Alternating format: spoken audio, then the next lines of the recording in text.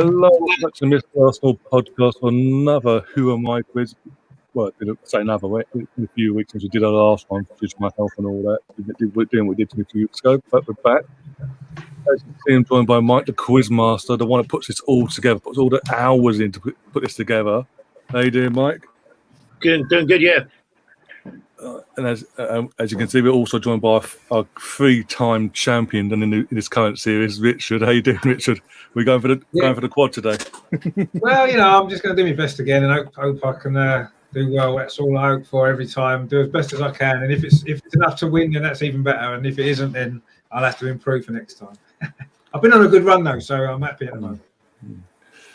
Hoping to knock him off Richard off his perch. So we've got Melvin, Sam, Mike from Maguna's podcast, and Martin. How you doing, guys? Great, thank you. Evening. Is it all of us against Richard, is it? I might have a chance. Pretty much, yeah. How much does Mike get paid for this, by the way, to put all the work in? Mike, you do realize you should be getting paid for this, right? Don't tell him that. I hate to ruin I'm still waiting for my prize money. I don't know anything else. I hate to ruin your business model, Ryan, but Oh dear. So you're going to hand over to Mike now and go through all the rules. Off you go, Mike. Oh, and he's gone. Literally. He's forgotten the rules. The excitement's got to him. Look, we haven't even started yet. I'm back. No, you guys hear me good? Yeah, can you hear now? Yeah. Yeah. Okay, not sure what happened there. Okay, all right then. This is the Who Am I quiz. This is the way it works. We've got a 38-game season with 38 questions broken down into months. And first question is an Arsenal question, which is a former or current Arsenal player. Next question is world football, which is anybody else. And then they alternate all the way through. So I've got a player down here, and I'm going to read out 5 clues. The boys can guess at any time what the answer is, but as soon as somebody guesses, that's it. It's over. So let's say, for example, Richard guesses, the rest of them do this or do this. As to whether they agree with Richard or disagree with Richard. If Richard's right, he gets 3 points. If he's wrong, he gets none. The rest of them get one or none, depending on whether they get this or this right. The only twist is if you want to guess on the first clue, you take a risk because you could get 5 points, or if you get it wrong, you get -2. So be careful on that one. We're going to go a little quicker today because of time. So.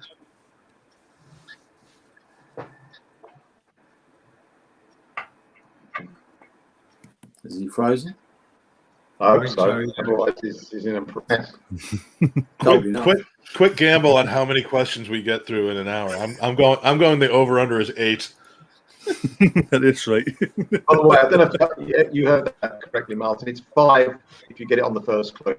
I didn't hear him say it properly. Melvin, 5. don't worry. It's not going to make an awful lot of difference to me. You say that Melvin a few weeks ago actually got one, and the first one is stripped off. Yeah, we don't talk about that though. I'll be lucky if I get Arsenal's goal difference at the end of this. Well, that's easy because it's not a very high number, is it? So it's going to be between 1 and 5, and you'll probably be about right. Oh dear.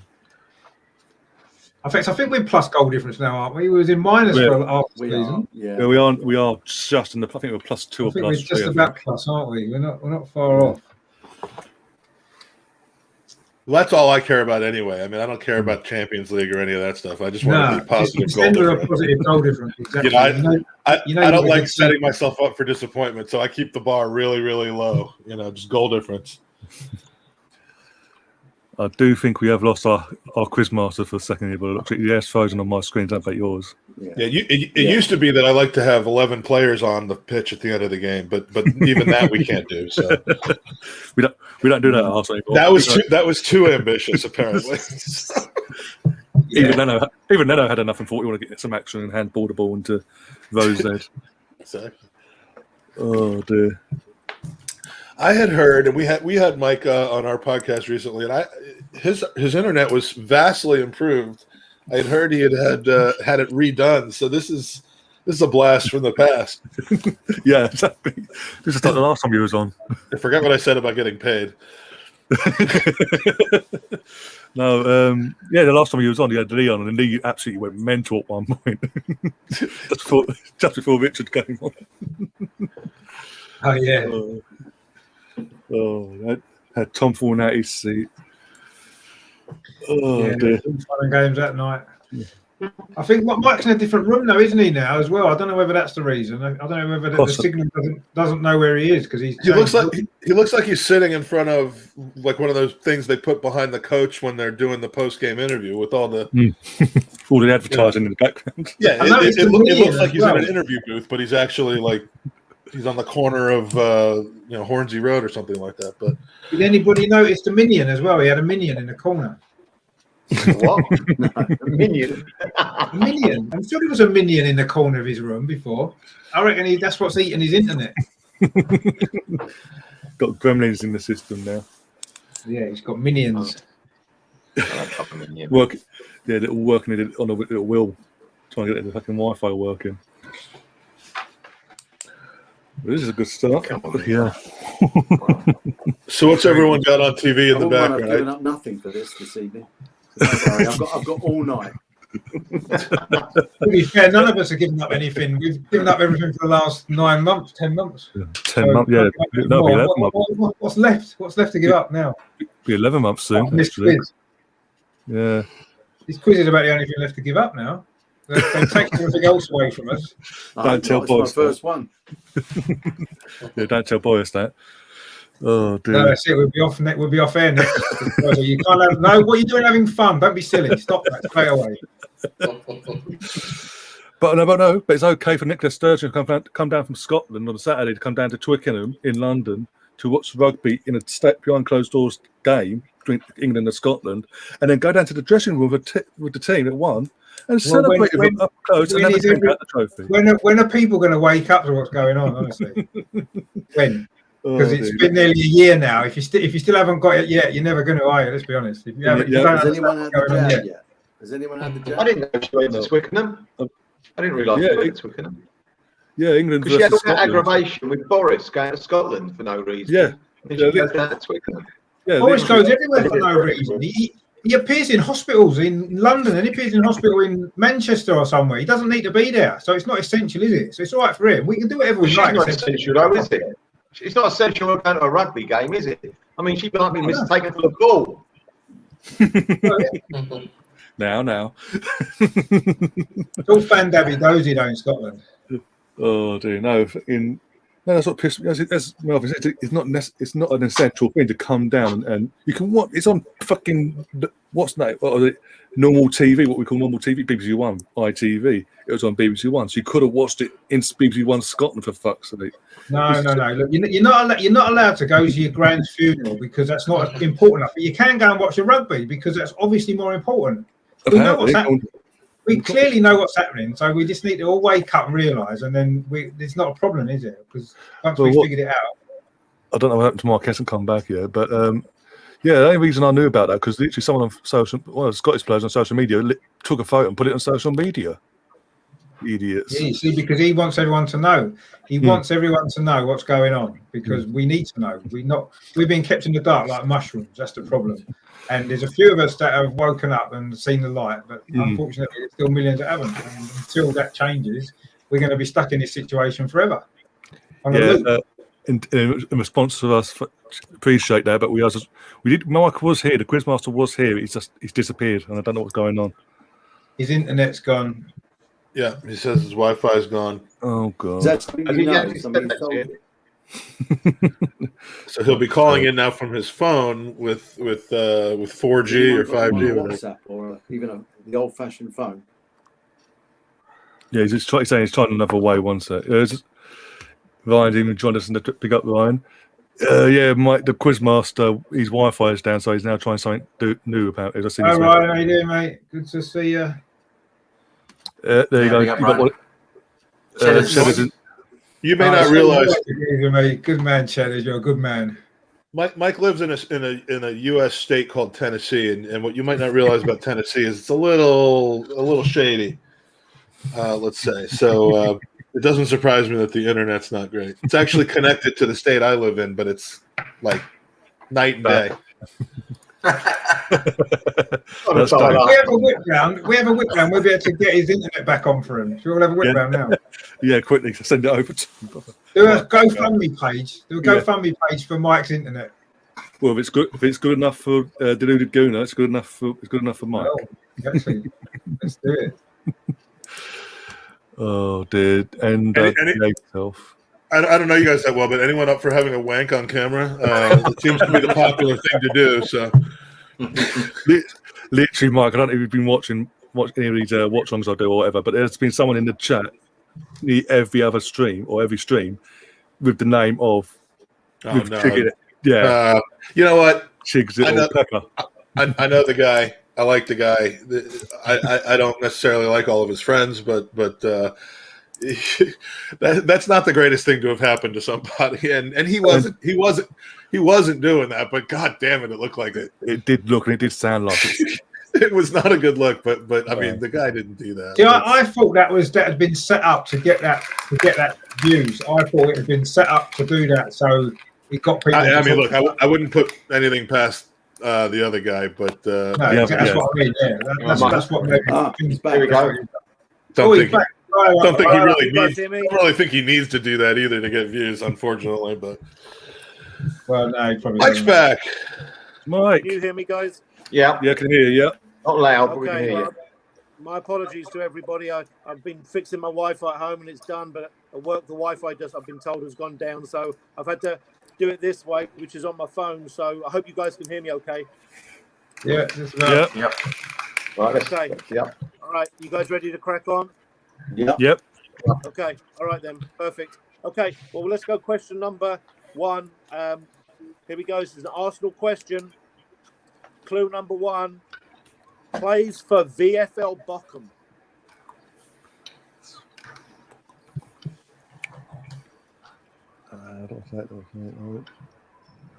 Clue number 2.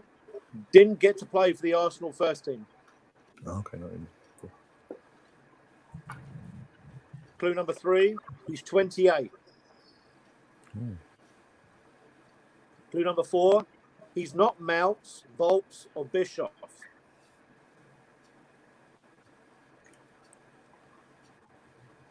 And clue number 5. The first part of his last name is very cold.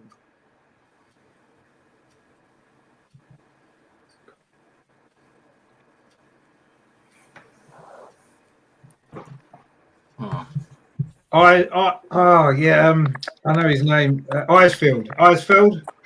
Okay. Icefield. Thomas Icefield. Thomas Icefield.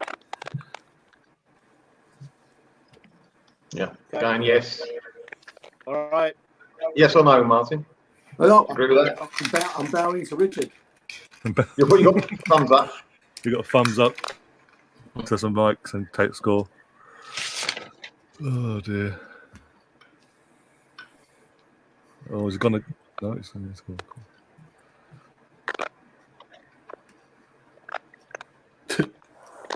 Ah, I think everybody gave a thumbs up, didn't they? Everyone Yeah. thumbed up. Everyone's thumbs up.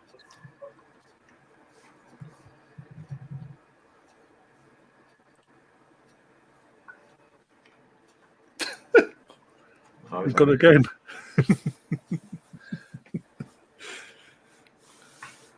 oh my God. Doesn't Tennessee have internet? no, it's got two payphones, and that's it.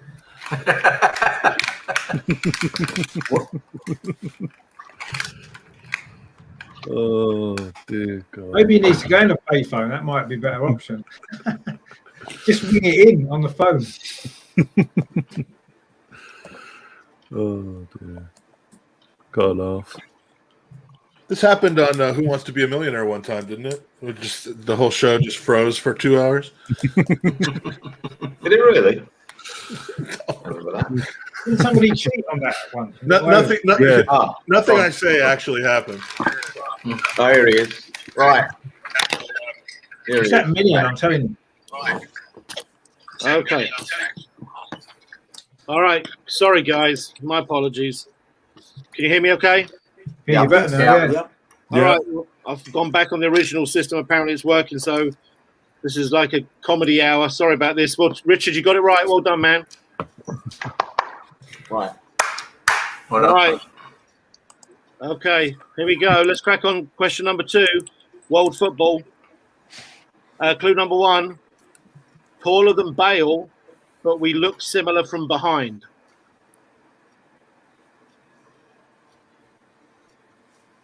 Clue number 2, spectacular goals, but only when he's fit. Mark Carroll. Andy Carroll, I mean. Sorry, Mark. I know a guy named Mark Carroll, so that's why I said that, but Andy Carroll.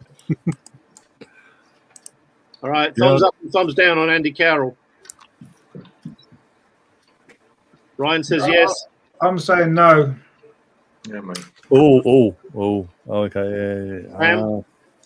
I haven't fit actually. No, yeah, All right, just Ryan agreeing with Mike. Okay, let's find out who it is. That was dumb, Ryan. Yeah. Clue number 3, back where he succeeded. Clue number 4, in 2011 he was transferred for a British record.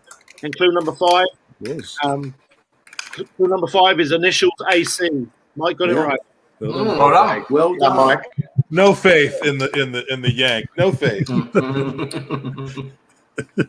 Okay. All right, let's crack on then. Question number 3, Arsenal question. Clue number 1, he's 63 years old. Clue number 2, Richard. clue number 2, played for Derry City. Clue number 3, Don Howe signed him for a club record 500. Steve Williams. Steve Williams. Yeah. I didn't hear the bit about Don Howe. Don Howe signed him for what? 550 grand.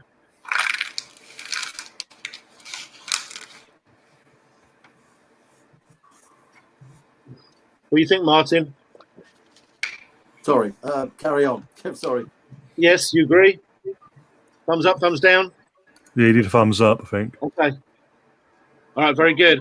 All right, clue number 4, took Stuart Robson's place in the team. Clue number 5, Dixon took Thomas's place and Mickey took his. Steve Williams, Richard, well done, man. All right, we're cracking on quickly today. So world football, question 4.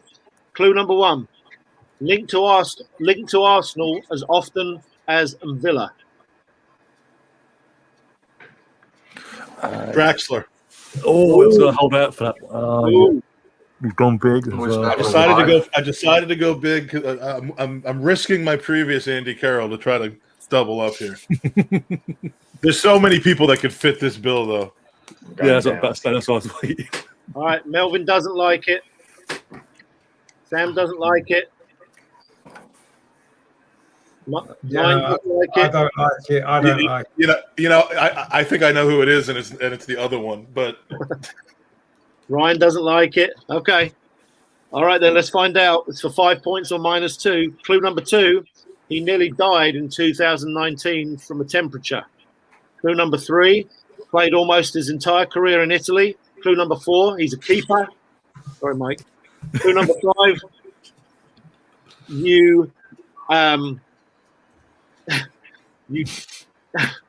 I'm trying to figure out my clue here. His last name is associated with chips, or I suppose French fries if you're in America. The answer is Sebastian Fry. I've never heard him once. I would have thought it was Benzema if it wasn't. Okay. All right, let's crack on into September. Question 5, Arsenal question. From hero to zero. Clue number 2, he should have stayed. Clue number 3, he carried Arsenal for a while. Alexis Sanchez. Okay, Can I answer? no. Fair enough. Unfortunately, you've got to put down once the answer's been given. There's so many that have been heroes, zeros, and sort of stayed. Melvin likes it. Mine likes it. Yeah, I like it. I like it. Yeah, go on then. Yeah. All right. Clue number 4. Sorry, piano and £500,000. Clue number 5 scored a goal in the Copa America. Well done, Mike. I'm frisky today. That one worked. All right. Question 6. World football. Clue number 1. 80s midfielder in black and white. Clue number 2. Coaching in Ireland. Clue number 3. Italian. Oh. Clue number 4. One of the most iconic goal celebrations in history in the 1982 World Cup. Oh, Tardelli. Okay. Tardelli. That would be Marco Tardelli, I assume. It would indeed be Marco Tardelli. Yeah. Ryan says yes. Martin says yes. Mike says yes. Sam and Melvin says yes. All right. Clue number 5. If his last name was Polo, he'd be an explorer. Well done, Richard. Okay. All right. Arsenal player, boys. Question 7. Here we go. All right. Moving fast today. Clue number 1. Arsenal fans think he was a bit of a joke. That narrows it down a bit. Not much though, Ryan. Let's be honest. Clue number 2. Didn't take defending too seriously. Again, that helps. Santos, the left back. Okay. Andre Santos, yeah. I've just wrote that down as well, Melvin. I'm going to wait for the next clue. I just wrote that down. And for that, I'm going for it. Yeah, I'm going for that. Yeah. Ryan says It was yes. a bit. Was a bit of a clown, wasn't I he? wanted another clue. I wanted the next clue. there's so many people that fit Yeah, both those there things. is so many. Yeah, but I think you're right, but I'm playing the odds. That Okay. don't make obviously the same. I'm going to say yes. I'm going to say yes because I did write it down. I just figured out a way that I'm not actually on this podcast anymore. This is the best I've ever looked. What a legend. You got a statue as well. You know? That's pretty cool. Okay, let's find out if it's Andre Santos. Clue number 3 should have been an attacking midfielder. Clue number 4, last name is a famous South American club. And clue number 5, the Well infamous done. window of 2011. Well done, that man, Andre Santos. Well done, Melvin. Well done, Melvin.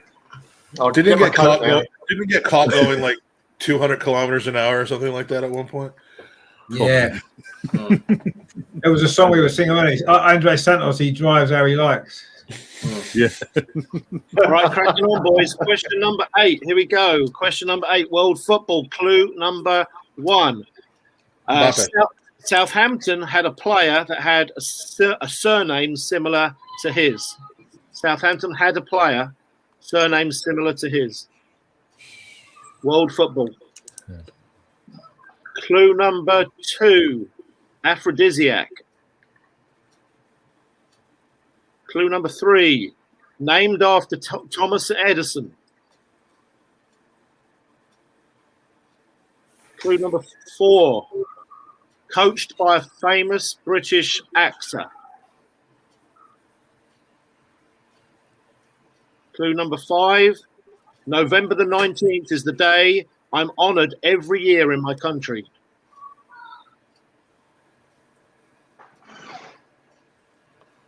He's got to be a big dog, right? I had to make these clues hard because this is easy. Right, Pele. Okay. Melvin's gone in on Pele. What do you boys think? Actually, yeah, I'm going for that because the Edison, yeah, I like that. That's what I Well thought. done, Melvin. Yeah, that's a good shout. That's a very good shout. Yeah. Richard and Sam like it. Ryan likes it. Mike likes it. And what about Definitely right. It's definitely right. Martin? Does Martin like it or not? Yeah. All right. The answer Melvin, was Pele. Because Southampton had a player called Pella, didn't they? Yeah, Graziano. Oh yeah, Graziano Pele. Yeah. By the way, Everton have just leveled it against Scum. Nice. Good. Okay, boys, here we go. We're going to do a quick score update. We've got Ryan on 8, Richard on 13, Sam on 7, Melvin on 11, Mike on 8, Martin on 7. Can I ask a question? Yep. Thomas Eisfeld, he did play once as a substitute for Arsenal. Uh-oh. Reading, and that crazy 7-5 game. He came on as a sub. Okay. Just thought I'd mention that. Sorry to screw things around. Did he not score against West Brom in the cup as well? League Cup? No, I don't think so. No. I'm pretty sure I went to that game, the 7-5 game, and I'm sure he came on as a sub. Okay. Just thought I'd throw that one in. I'll call Wikipedia later for you, Martin. And All right, thanks. Confirmed. No need. No need. yeah. All right, that's cool. I gotcha. All right, let's move on. He absolutely did, by the way. Okay. Came in for Frimpong. There we go. All right. I'm beating myself up here, boys, for the third time today. The mistake list is getting larger. All right, here we go. Question number 9, Arsenal question. Clue number 1. He may get a squad number soon. Clue number 2. He's Anglo-Nigerian.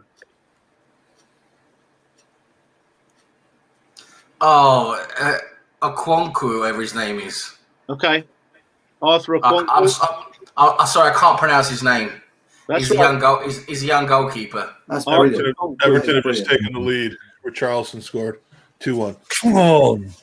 Yeah, and yeah, he's part of the UEFA squad, isn't he? Yeah. Under 23 keeper. Brilliant, All right, what do you Sam. guys think about Arthur Okwonkwo? I like that. Well played, Sam. Martin says yes. Yeah, I'm going to go yes, actually. That makes sense. Yeah, same. Everybody says yes. Okay, let's find out then.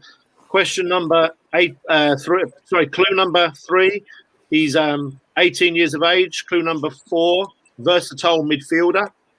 Maybe not. 5. Last year he spent pro terms with Arsenal. Does anybody know who it is? It's not Arthur Okwonkwo, is it? Who's, No, the, it's keeper. who's the closest to getting a squad number maybe next year? Aziz. Yeah. Disease. Aziz? Ah, of course, yeah. I was going to say that, but it didn't sound. I was as well. That was what I was going to say. Do I Okay. get 10 points for that? I was going to say it. Do I get any? But, you know. Miguel Aziz is everybody's Miguel for me.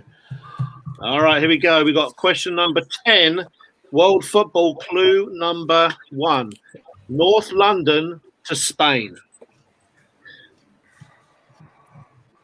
World football. So it's not World. Arsenal. Okay, clue number 2. Can I? I'm So going to go go ahead.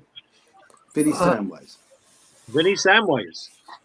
That's a good one. Oh, yeah. Vinny Samways. Well, that's a blast from the past.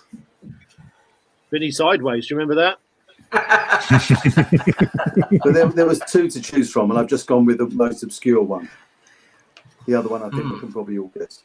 But I thought Vinny I'd try. Samways. I'm going to go for it. I'm going to back Martin. Got to back Martin.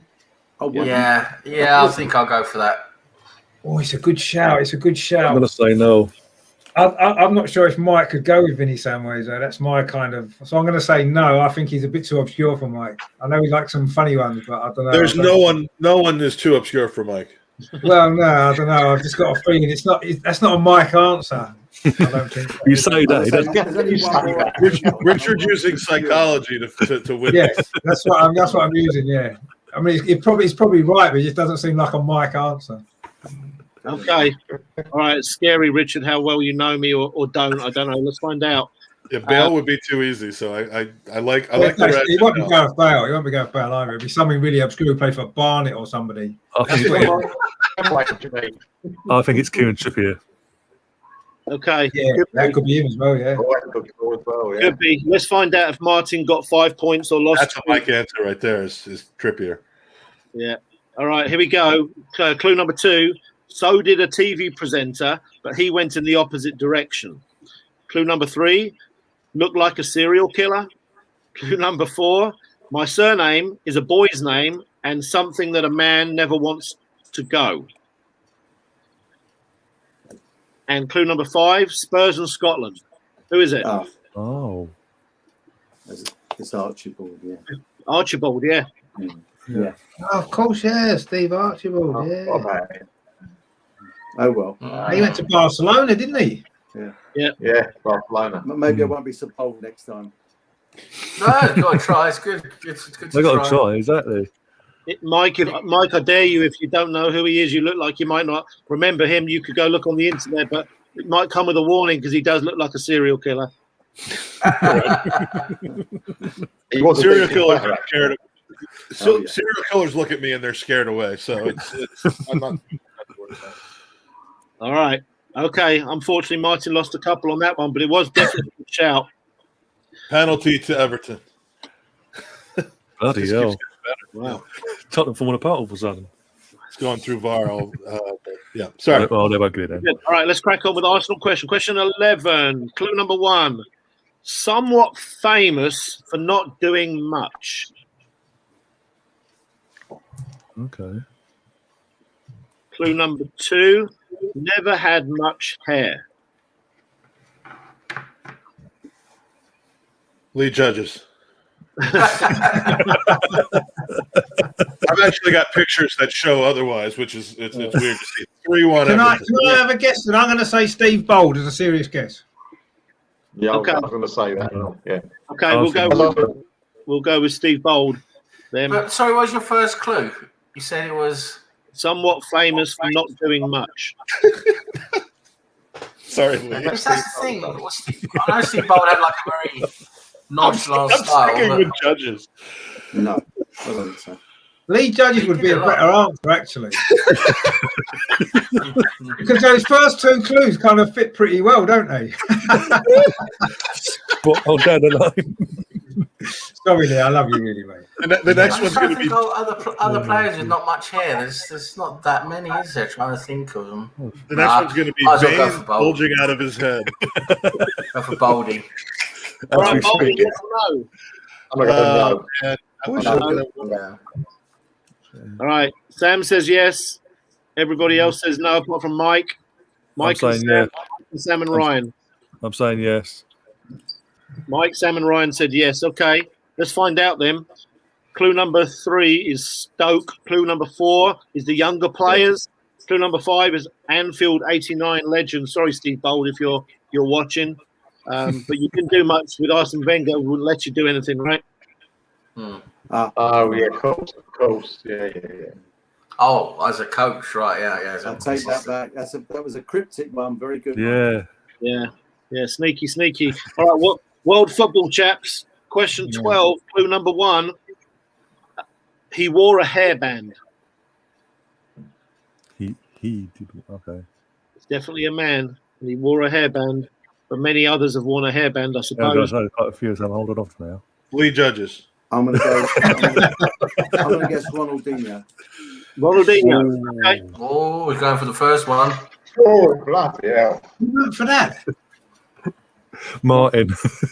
Yeah, I know. Yeah, Just- Wow. I'll get my coat. Oh, no. Anyway, this deserves 5 points just for guessing that on that clue. That's Yeah. unbelievable.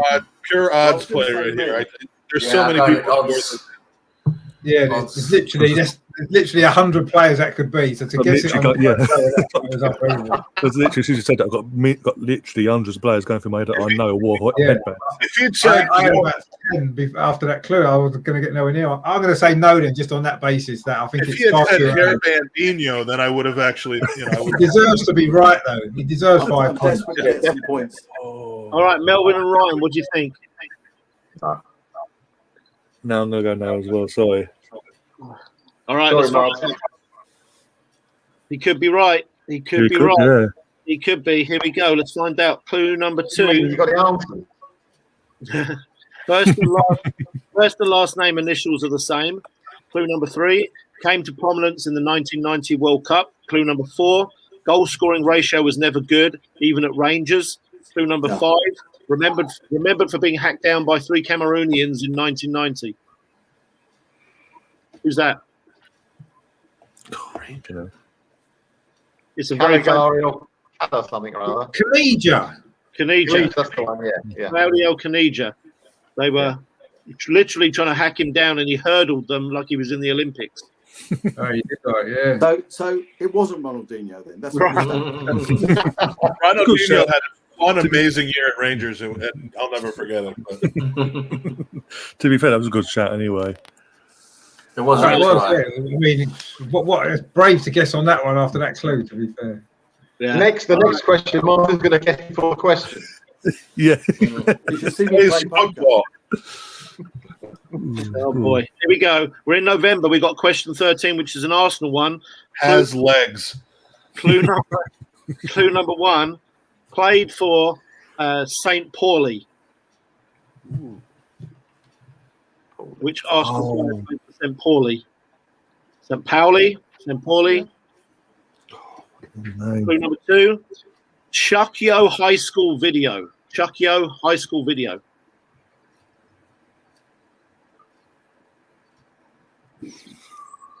I'll spell Chuckyo because that might give you a clue to his nationality. Chukyo.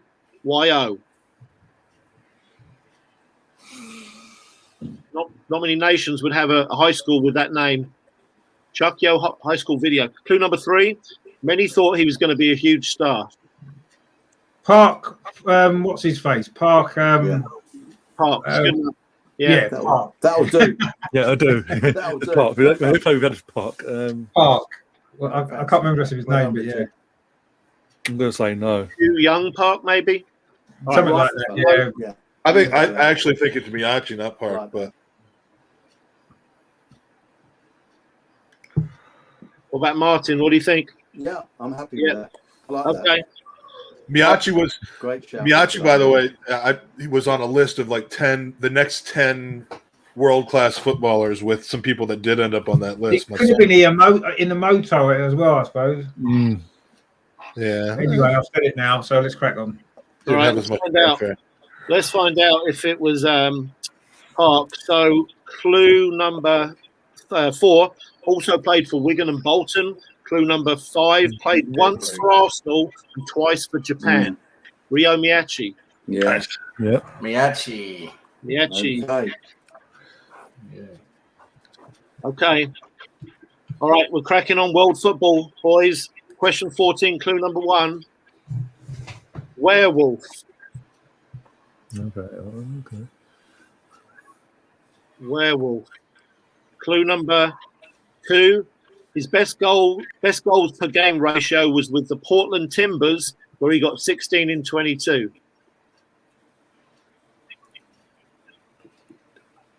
Clue number 3. Greatest achievement was a day best known where the second choice goalkeeper played only his second game for the club.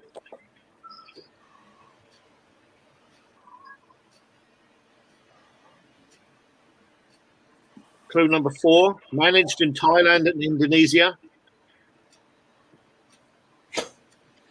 Clue number 5, scored the only goal to win the European Cup.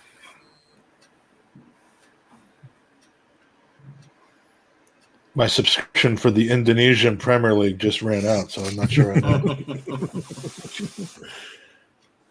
Damn Wow. it. I knew I Is should it have renewed. Trevor Francis, I'm going to go for. Okay. Trevor Francis. He did score a winning goal in the European Cup final, that's for sure. I'm sure he played Did for he manage- Portland as well. Did he manage played over American. in? Did he coach over in Indonesia? And I don't know. I guess. I don't think he did. I don't know. Maybe not. But he a couple of them clues made sense. All right, Melvin and Sam don't like it. Ryan doesn't like it. Mike doesn't like it. Mine doesn't like it. Okay. All right. I'm not sure if Richard likes it. Richard did like it. And Richard was wrong. We don't get to say that much. But Richard was wrong. It's not often. It's not often. It's not often.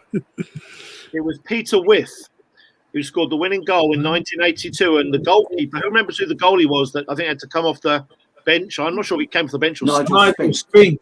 Nigel Spink. Yeah. In the warm-up, I think the goalie got injured in the warm-up, wasn't it? No, it was after about 5 minutes. Jimmy Rimmer it was. He got injured after about 5 minutes. That's right. Yeah. Good one. All right, here we go. Question 15, boys. Arsenal question. Clue number 1. Montreal Impact. Thierry Henry. Oh, no. Can I take it? Can I take it back? That's not how this game works. Can I take it back and answer it right away? I'm tempted. I am tempted. I'm going to take it back and answer it right away with Bakary Sanders. Last time. That's how it works, though, is it? Is that all down to Mike, though? I can't do it. I can't do it. Because I'm setting the president. Sorry. Well, it's Bakary Sanders. That's the spoiler alert. I want to say it. So you went for Henry then. So Henry, no. I was going to say Thierry Henry. Okay. Everybody says no. Mine. Do you agree on Thierry Henry?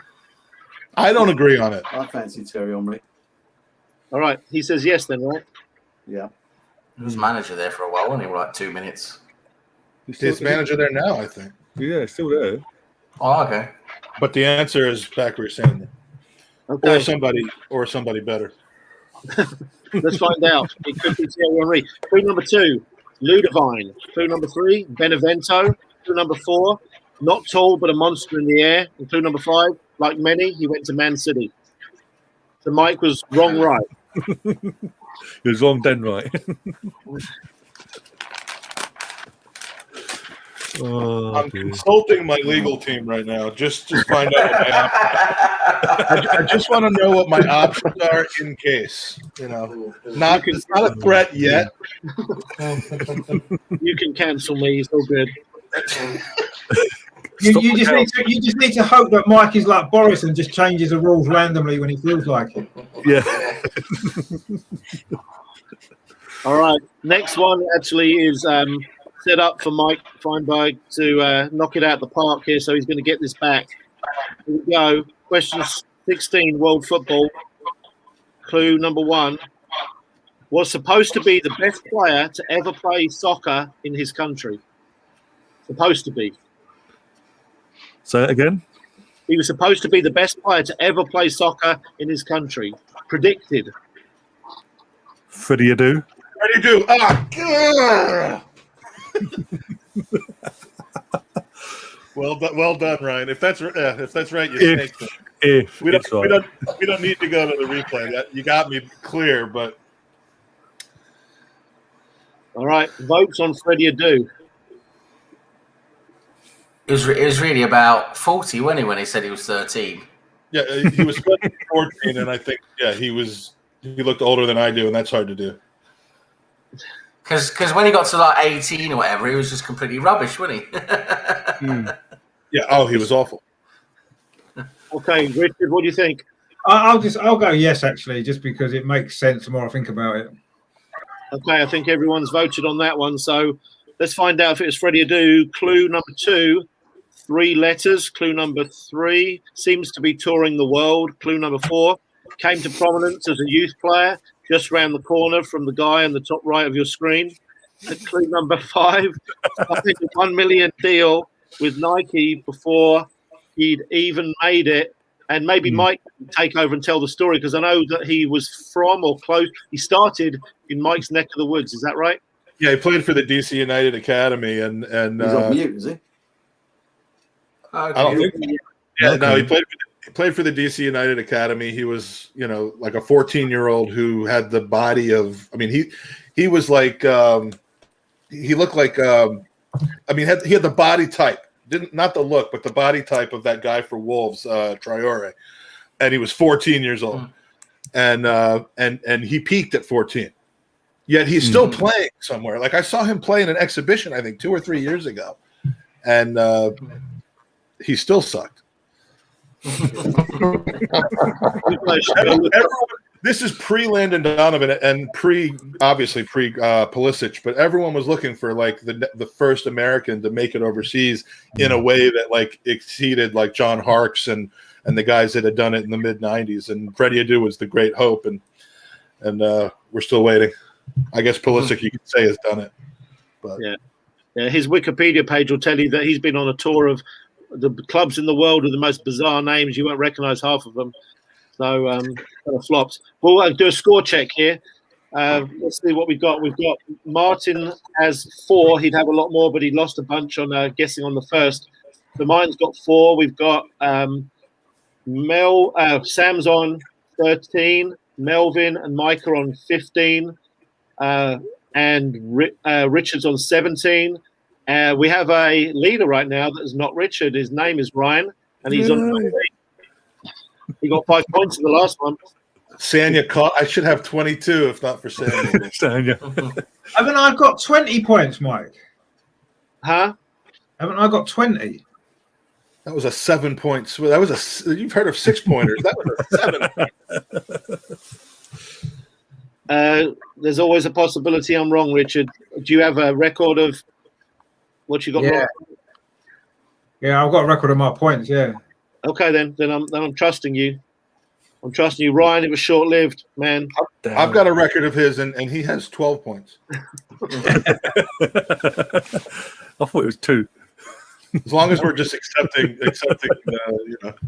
I've got them written down. Look, I've got them all written down. I believe you. Right. Scorekeeper's not easy. I have it written down as well.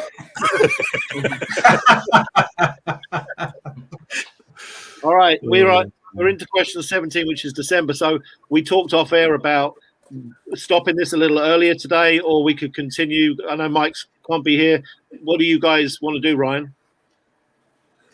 I'm happy to continue. It's up to the other guys, though. Yeah. Yeah, when I've got to drop off, I'll drop off. Absolutely. And Okay. I'm not winning this thing anyway. Okay. Not with these rules. When you go, Mike, can I have your points, please? Whoever's nicest to me, I will allocate my points amongst the people who need it most. That's how socialism works. All right, let's crack on then into December question 17, Arsenal question. Clue number 1. This one might go fast if you want to take a risk, but you're going to have some names pop up in your head. Here we go. Clue number 1. Rosy cheeks. Oh, Andre Arshavin. Okay. Oh, yeah, it's a good one. It's a good one. I'm desperate for points in my remaining minutes here. So Andre Arshavin. Rosy. He did have rosy cheeks, didn't he? Yeah. He was always looked like he was puffed out. Ryan says yes. What was it? What was the guess? Andre Arshavin. Okay. I must be missing a bit of sound. It's a bit early that to be guessing, I reckon. Very difficult. Very difficult. I'm going to say no. I'm going to say no I've got because someone else in I mind. think it's too early to guess. Yeah, I think it's a bit too early, that one. All right. Okay, let's find out. Clue number 2, often second choice. Clue number 3, played for Liverpool, but again, a second choice. Clue number 4, 43. Clue number 5, played at Euro 2008. Maninga. Played where, sorry? Played at What was Euro the last? 2008. And Ryan's right. He doesn't get any points for it, but it was Alex Maninga. Oh, yeah, he did have rosy yeah. cheeks, didn't he? He did, didn't he? Yeah. how am I supposed to know about managers' cheeks? These are good. How often do they point the camera at the keeper? Every time he lets in a goal, usually. This could go off in the wrong direction, talking about people's cheeks. So, all right. We got question 18, world football. Clue number 1.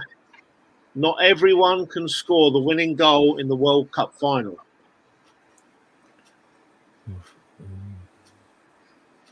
There's only been about 30 World Cup finals, so Clue number 2. The final was a whiny fest of terribleness. The what? Say that again. The World Cup final was a whiny fest of terribleness. It was all Mario Götze.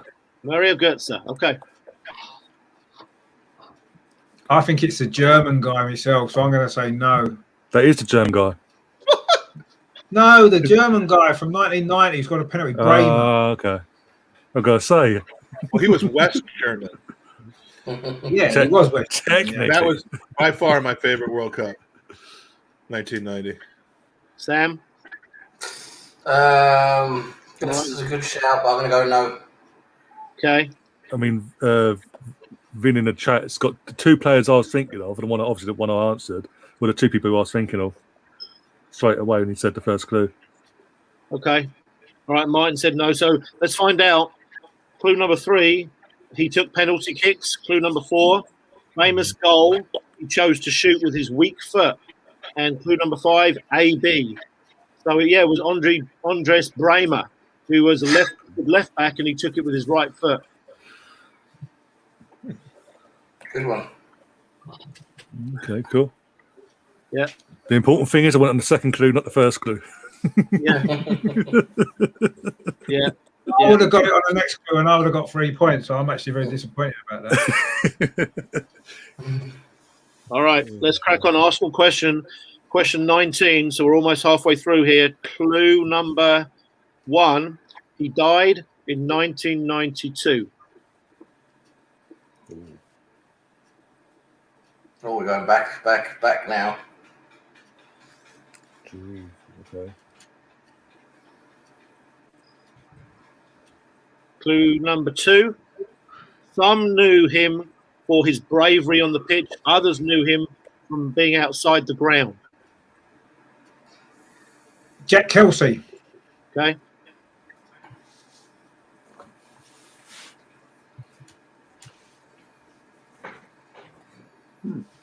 I think Richard knows his stuff. Yeah. He sounded pretty damn This is sure. impressive. I think that's a good one on that.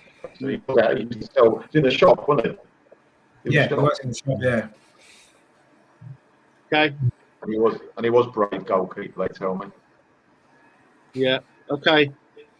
Clue number 3, one club man. Clue number 4, the cat with magnetic paws. And clue number 5, made his debut in 51. So that was correct for sure. Jack Kelsey. Excellent shot. Well done. Well done, done. Right forward. The first time I went to Highbury, I went in the shop next to the clock end, and he was working behind a counter. I didn't know who he was, and someone said to me, "Oh, did you know that he used to be Arsenal's goalkeeper?" Yeah, I had the same exact experience. Yeah. And then I was chatting to him about it after that because I didn't realise who he was. I was only about 10 years old or something like that. I walked in the shop and someone said, "He used to be the goalkeeper of Arsenal." No, he didn't. So I asked him, and he said, "Yeah, I used to be the goalkeeper." Yeah. It wasn't even a shop; it was more like almost like a hot dog stand. Well, it was like, it was very tiny, wasn't it? You'd get 2 people in there and you couldn't move. Yeah. I used to love that shop though. Every game I used to go in there and buy some shit I didn't need. I bought a scarf outside the stadium from Kim Kallstrom one time. It was I couldn't believe it. All right, cracking on. Question 20, world football. Clue number 1. His goal from the top of the box was voted best FA Cup goal ever. Sinclair. Okay. Is it Trevor Sinclair, isn't it? Okay. Oh, I was like Scott Sinclair. Jesus. You'd have pretty saying that bad. My points possibly 5, maybe -2. I like to guess who it might have been if it wasn't that. I guess. Yeah, I don't think it's Trevor Sinclair. Okay, Ryan. He did like his overhead kick. That was voted the best goal ever in the FA Cup. That overhead kick he scored from outside the box in the top corner. You're saying it's not him? Oh, come on. It's not him. Richard, it's not. He got disallowed for VAR, that goal. No. High foot. All right. Someone was offside. Let's find out if it was Trevor Sinclair. Clue number 2, short dreadlocks. Clue number 3, he often wore in his chest. Clue number 4, played for England. Clue number 5, started playing for England when Kieran Dyer was injured. Trevor Sinclair and the bicycle kick. Well done. Well Done. played. Good call. Good shout. Excellent. This is impressive. All right. We are going to crack on. I'm giving you score updates every 2 months rather than one, but Richard has Yep. started to pull away. Oh, it always does.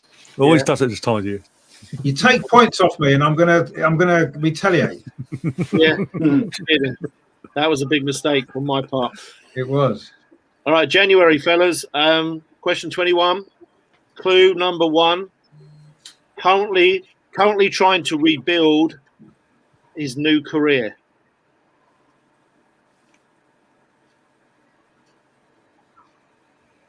Clue number 2.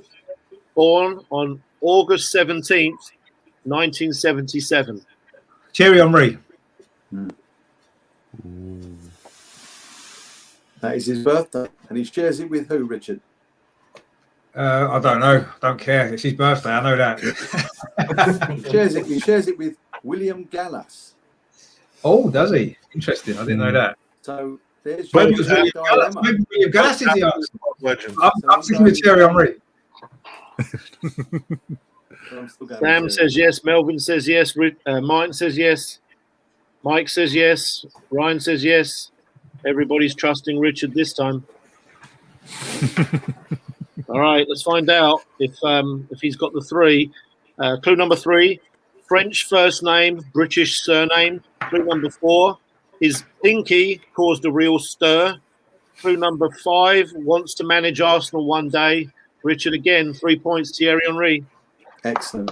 See, I got that one. I was just 15 questions too early.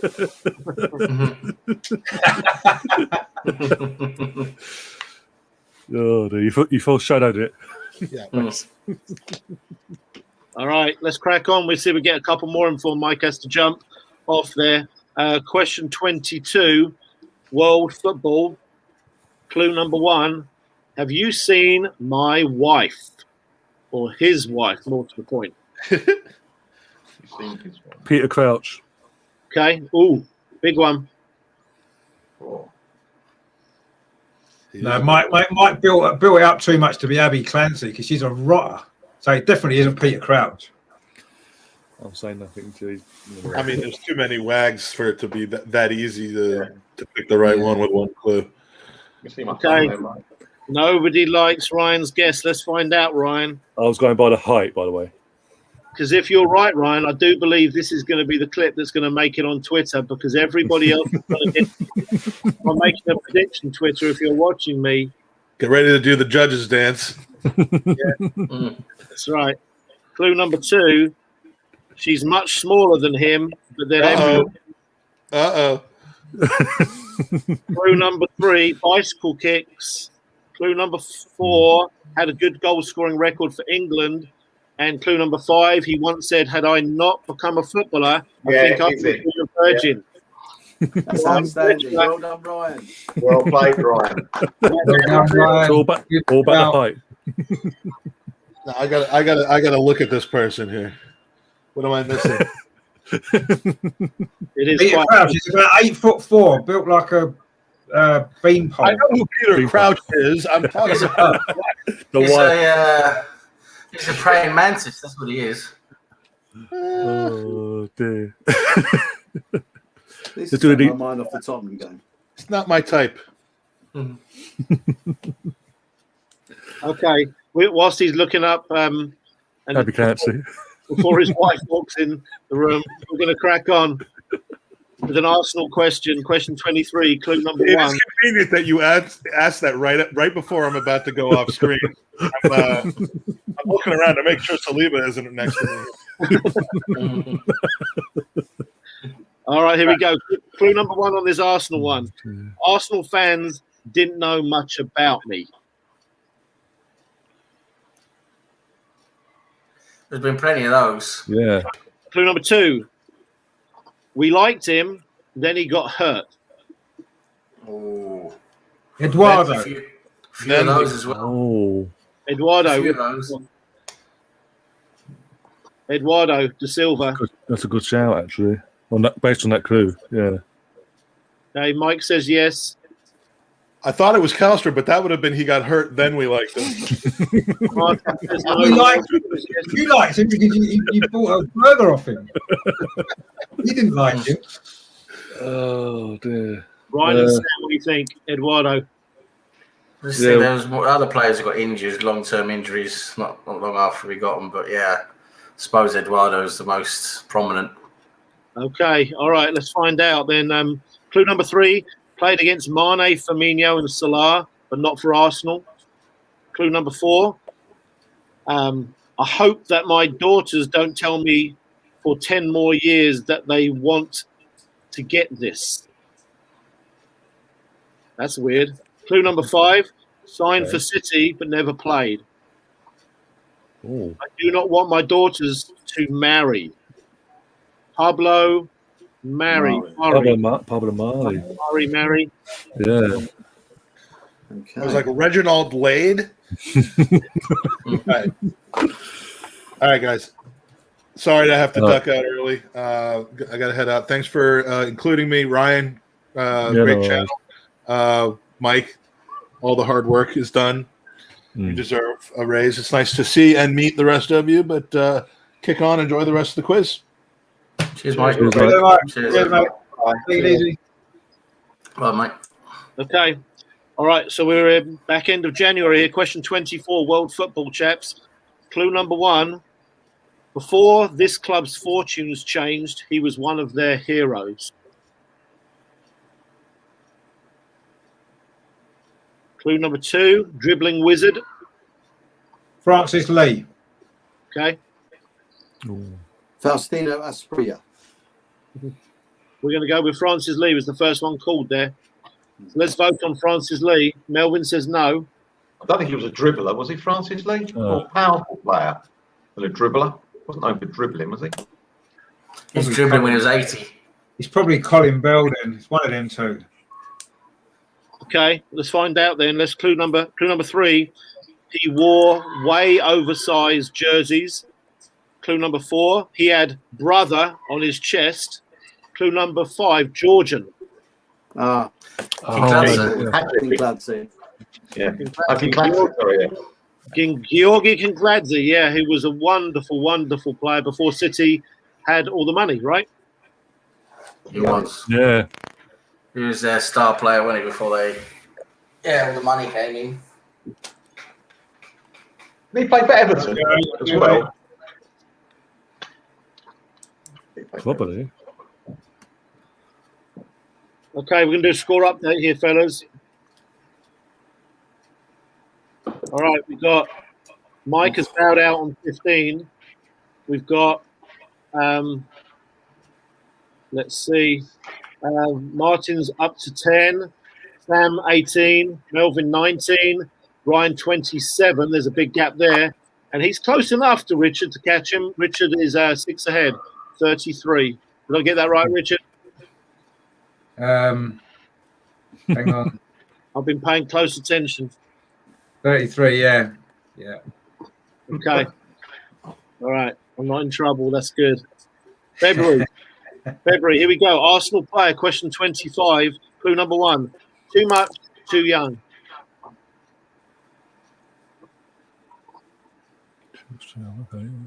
Clue number 2. Did play for PTT Rayong FC. Now he's at Livingston in Scotland. Clue number 3. Tall, skillful, and he played everywhere.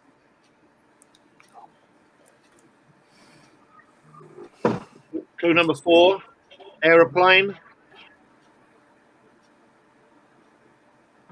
Clue number 5. Played with Jack Wilshere. Oh.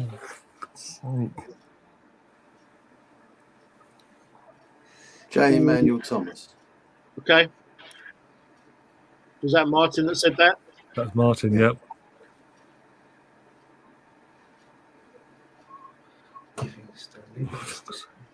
What was that other team you said he played for? Well, I'm not sure you know the team. It's called PTT Rayong FC, and he's at Livingston in Scotland right now. No Googling, please, chaps.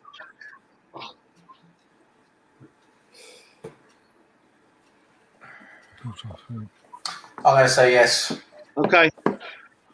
Oh yeah. Melvin says yes. Richard, what do you think? I've got a couple of names in my head. By the way, it's I'm going 3-3 now. yes. I'm going to say yes because Yeah. he played in the Youth Cup final winning team with Jack Wilshere, didn't he? Okay. All right. The answer was Jet. J. Emmanuel Thomas. The airport. Well done, Martin. Yeah, well done, Martin. Well, he was the captain of the youth team as well, wasn't he? Yeah, I think he might have been. Yeah, Yeah, I know he was. played Yeah. Jack Wilshere when they won it, didn't they, together? Okay. That was a good one. That was. Okay, we're cracking on. Question 26. And it's world football. Clue number 1. Born in Ghana in 1968. Clue number 2. Central defender or defensive midfielder.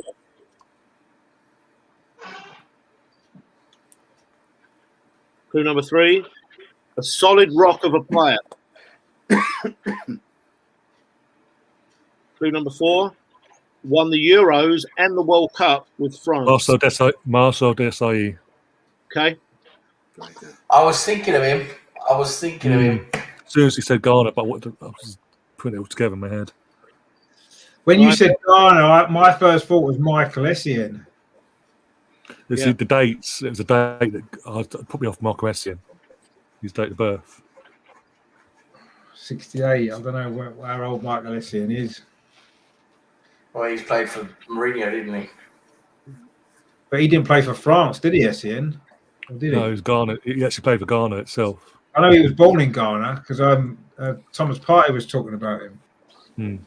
All right, boys, we need the votes. Melvin said yes. I'll say yes. I'm going to say yes for that, actually. Yeah, mate. Yeah, that kind of makes sense now.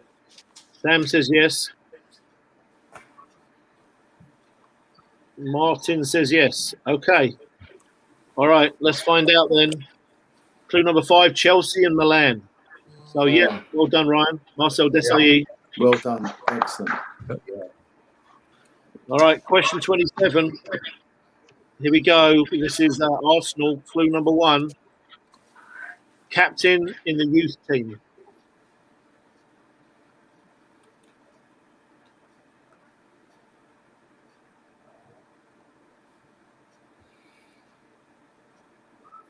Clue number 2. Back to the Premier League, but likely not for long.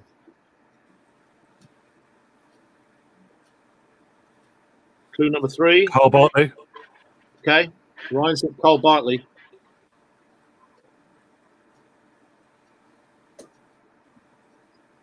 I like that. Bartley, was he captain of the youth team? Could have been. I think it was. Melvin says yes. Yeah, that makes sense. There was only one other one I was thinking of, but yeah. Sam says yes. Richard says yes. Yeah.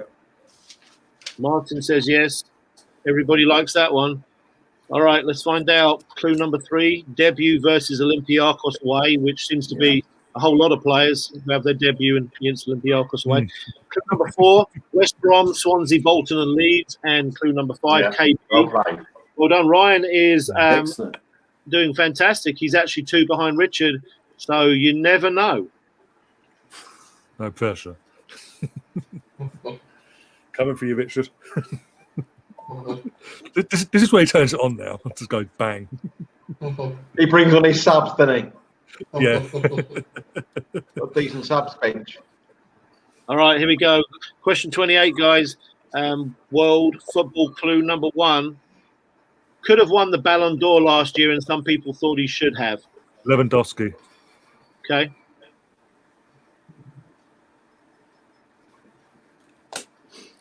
Blinding. It's a good shout. It's a good shout. Yeah. I like that. Go for it. Melvin says yes. Martin says yes. I'm just basing it on what the clue itself and basically what I saw from my side of Twitter on social media itself, and what everyone was saying at the time, because obviously it got cancelled. But yeah, go on. Everybody likes it. Richard's got to decide. Yeah, I'll go yes. I mean, it's early guess. It could be 2 or 3 players, couldn't it? I suppose at that stage. But go on. Yeah. Okay, let's find out then. Clue number 2. Arsene Wenger tried to bring him to Arsenal. Clue number 3. Sacrificed for years to fit a system and one player in particular. Clue number 4. Should play for his country, but there's a bad relationship with the coach. And clue number 5. Still at Real Madrid. Not Robert Lewandowski. Who is it? Who is still playing for Real Madrid and has been playing for about 10 years there, I suppose. Benzema. Yeah. Oh yeah. Why the hell would he get the Ballon d'Or? He had a stunning season. Yeah. Did he? I thought Lewandowski was really. Is that just cost right 2 points there, just as he was catching me up? Because literally. Yeah, the thing So was, we're that level, yeah. I think we're with Karim level, Benzema was I think people really wanted him to get the Ballon d'Or because he had his best season for Real Madrid, and he's served Ronaldo for about 7 or 8 years, and accommodated a lot of people. And a lot of people think Real Madrid should have had a new centre forward about 5 years, but every year he keeps doing it, and I think people wanted him to win it. Do you know what I mean? Yeah. So yeah, I think now Rich is 2 ahead because obviously I was a point ahead. Now I've dropped 2, so he's now 2 ahead. Yeah, something like that. Well, you dropped 2, and he didn't gain 1 on that one. So here's the scoreboard check. We've got Martin on 15. We've got Sam on 21, Melvin 22, Ryan 32, and Richard 36. Because Ryan was 2 behind, but he just lost 2. Yeah. He's 4 behind now, but still catchable. Yeah, still catchable. Okay, fellas, we've got question 29. We're in the beginning of March here. Clue: world football. I'm sorry, Arsenal, right? Arsenal. Yeah, Arsenal. Question 29. Clue number 1. Coached FC New York and Orlando City under 23s.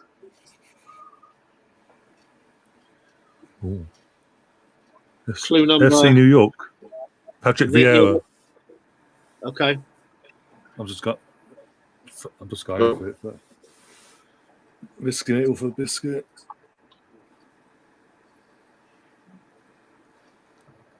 Because I know he coached in. I know Vieira did coach in New York with Carlos Vela and all that. So it's the only Arsenal player I can think of that coached in New York. In my head, anyway.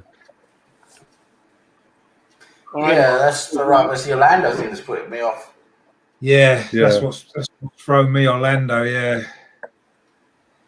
I'm going to say no because I just think the Orlando thing is. I don't think you went to Orlando. That doesn't add up to Patrick. Yeah, I can get the New York thing with Patrick Vieira, but the Orlando thing broke me big time. I know it was only under 21, so it's possible. All right. Sorry, Melvin. Sorry, said no. Sorry. Okay. Because it could be. I'm not saying it is because I don't know, but yeah, as you said, it could be because he was retired for a few years before Man City came along and said, "Oh, by the way, here's a job in New York for our team that we own." Yeah. Okay, let's find out who is Patrick Vieira. Clue number 2. 2 goals in 12 appearances for Arsenal. Clue number 3. Millwall, Rotherham, Sheffield United, and Retford United. Clue number 4. Turned professional in 91. Clue number 5 has initials of PS. Who remembers who that is? Paul Shaw. Yeah, Paul Shaw. Yeah. And to be picky, Ryan, I didn't know this myself, but there's 3 teams in New York. 2 of them are MLS, and one of them is. And Patrick Vieira coached New York City, and this is FC New York. I didn't know it existed. Yeah. I missed it, but it is what it is. Okay. All right. Here we go. World football, guys. Question 30. Clue number 1. Not 3,000.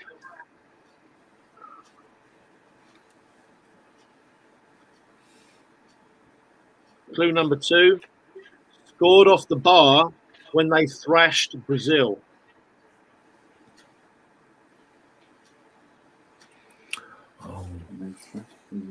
Clue number 3, Fulham. Andre Schürrle. Okay. Yeah, that's Yeah, Very good. yeah. I've got him written down, so I'm not going to say that yet. Yeah, not 3,000 I got. Yeah, brilliant. Andre Very good. 3000 out Very of cryptic. Very good. out. What's it? That group, isn't it? Mm. What happened to him? He was a really good player, wasn't he? And then all of a sudden he just fizzled out. Retired. He retired. He just fizzled out. And after the Fulham stint, he retired. Yeah. Didn't he have He went to depression? Started or loving something? football. But He went to Chelsea, didn't he? He had depression, didn't he? yeah, Yeah, he did. Yeah. Mm. Yeah, he yeah. struggled. At the end, yeah. Clue number 4 was Chelsea and Germany, and clue number 5 was retired last year, as Ryan said, and he is correct, Ryan. So Andre Schürrle. Brilliant. Very good. I like that. Yep. Okay. All right, we're going to crack on. This is question 31, Arsenal. Clue number 1. Stayed much longer than he probably should have. That's a long list. Stayed that long. Probably should have. It's 4-3, by the way, Everton. Yay! I'm pleased I'm doing this. More of an education. Clue number 2. First clue. Sorry. So first clue again. Yeah. Stayed First longer than- clue. Yeah, stayed longer than maybe you should have. Okay. Clue number 2 was Norwich away. Mesut Ozil. Okay. Carl I was going to say that. I was Jenkins. going to wait. Carl Jenkins. Okay. Yeah, Carl. Sorry. Yeah. Mel, No. Sorry. What's What's the answer? No, Sorry. Mesut Yeah. Ozil. Ozil Yeah, or no? that's what Richard said. Yeah. All right. Okay, let's Jenkins find out. is the one, I think. Let's find out if it's Mesut Ozil or maybe Carl Jenkinson. Let's find out. Clue number 3 is Nottingham Forest. Clue number 4 is British Core. Clue number 5 is Arsenal fan. So Richard was well done. on that one. Martin was right. Unfortunately, Martin just gets his one. Yeah. But either way, it's Carl Jenkinson. Yeah. Lee Chigwell. Local lad. Comes from Loughton, I think. Was he Loughton? I insulted his father. That's another Did you? story. Yeah, I did. I didn't know it was his dad at the time. I was in a bar in Munich, and I didn't know his dad at all. And he was sitting with having a drink with quite a few of us, and Carl Jenkinson's name came up in conversation. I just said, "Look, just because the kid's got an Arsenal duvet doesn't make him an Arsenal footballer." Oh no! I did. And I said, and one of my pals says, "Have you met Steve?" So I said, "No, how are you?" He said, "Yeah, how are you? Steve Jenkinson." I mean, what can you say? What can you say? I just said, he's a lovely boy. I said, I saw he had a great game in Marseille once. I said, but unfortunately, no, he'll never be Arsenal's regular right back. You did? You say that to him? I did. I said it. I said, well, by that time, I stopped digging. True story. True story. Oh, brilliant. That's great. Anyway, sorry about that. You're good. 32. Let's crack on. Question 32. Last one in March. World football. Clue number 1. World Cup introduced him. Okay. Clue I'm number. going to answer this. Toto Schillaci. Okay. Good answer for sure. Yeah, couldn't think of his name. I'm with that.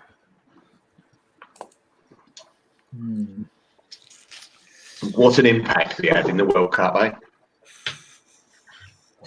There's been a few players that have been introduced in the World Cup, though, isn't there? Yeah, but he made a big one, though, didn't he? Big time. I'd have liked another clue. I would have. I was thinking maybe Roger Miller. Yeah, the old guy. Or that goalkeeper that came out of his goal and kept getting tackled and losing the ball. Rene Gita. What, Renarson? Yeah.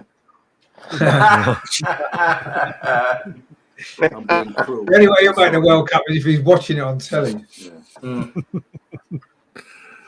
Yeah. Votes in, boys. Another go. Votes in. Yeah, it sounds like a good guess.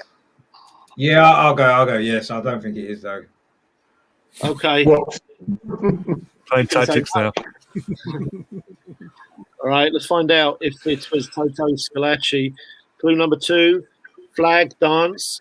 Clue number 3, Roger. Clue Roger. number 4, Roger Miller. 100,000 people showed up at his tribute match. And clue number 5 is Cameroon. Yeah, it was the dancing. Yeah. Roger Miller. How old was Roger Miller at that World Cup? He was pretty darn old, wasn't he? 40 or something, wasn't he?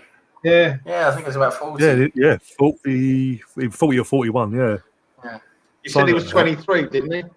Yeah, it's Yeah, like he Freddie did. Adu. His passport may have said so. He was 13. Wow. Oh, Wow. dear. Okay. Oh, Well, well. let's do a quick Oh, well. score update here. I should have gone. I should have said no because I knew it was Roger Miller. Anyway.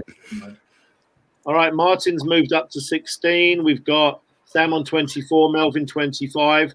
Ryan is 4 behind Richard. Ryan's 34, Richard 38.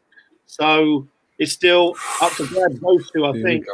Melvin and Sam can really go big. Just Yeah. can't, I think I can't get picked to too the soon. Definitely picked too soon. All right, here we go. We're in April, guys. We're in question 33 out of 38. So Arsenal question, clue number 1. Good social media game. Arsenal question, yeah? Yeah. Mesut Ozil. Okay, he's tempted. He's gone for it. That's the obvious. That's too obvious, isn't it? Maybe. Well, I can't think of any other player we have that's a good social media game. Let's be honest. Aubameyang? Yeah. I tend to agree with you. He never really uses Aubameyang. especially- Aubameyang's always on social media. Aubameyang. Not as often as Ozil. That was my first thought was Aubameyang when that clue came up. No, I mean, it does. It is that's the thing? It is Ozil? You know, he's obviously been the most active. He's got millions of followers, isn't he? Millions of You followers. know, for bad or good, but There you go. it's just Yeah, too obvious. It's too I obvious, like isn't it? Frimpong. I think it's too obvious. Yeah, I'm going to say Yeah, no. Mike. I think Mike. Yeah, I think it's too obvious to drop a got- clue like I that think on the it's too third obvious. hour. It's too obvious. I've got to risk it though to get catch up. Yeah, of to course. take over Of for course, Mitchell. you got to raise it. Of course, yeah, of course, I'm you have to. going, Yeah. Is there only one or two ways? Either take over or fall 2 points behind more. What does Melvin You got to say? risk it. I said yes. Okay. All right, let's find out if it's up 5 for Ryan or down 2. Clue number 2, happy guy who might be off to Cincinnati. Clue number 3, big respect in Germany for playing for his hometown club. Clue number 4, stunning shooting technique. And clue number 5, Polish surname. Oh. Yes, Lucas Podolski. Podolski. Lucas Yeah. Podolski, yeah. Lukasz Podolski. He Yeah. might be off to Cincinnati, which is not far from where I live, so I might go watch him. Podolski, yeah, I forgot about him. Oh, Podolski. Yeah, he's on social media a lot as well, isn't he? Yeah, he's always on social media, him, yeah. He's not really a controversial one like Ozil on social media, but he's got a good game, hasn't he? I'd say it's there. Yeah, Has he no, also yeah. got a string of I kebab like shops? Podolski. I always like Podolski. Hasn't Podolski got a string of kebab shops? Yeah, Particularly one Yes. in Cologne. Yeah. one in Cologne. Yeah. Yeah. All right, fellas, let's find out what's up next here. Question 34, world football. Clue number 1. Some said he will coach Barcelona one day.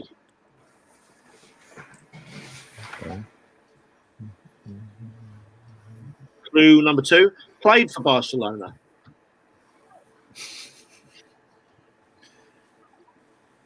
Clue number 3, twin Andre brother. Iniesta. Oh, Iniesta. Okay, Iniesta. God's sake. He's not going to lose any points, but hey. No, because you just said there was a clue there that you didn't get. Yeah. That's what I'm saying. He said I don't lose any points this time. He said I don't lose any points this time.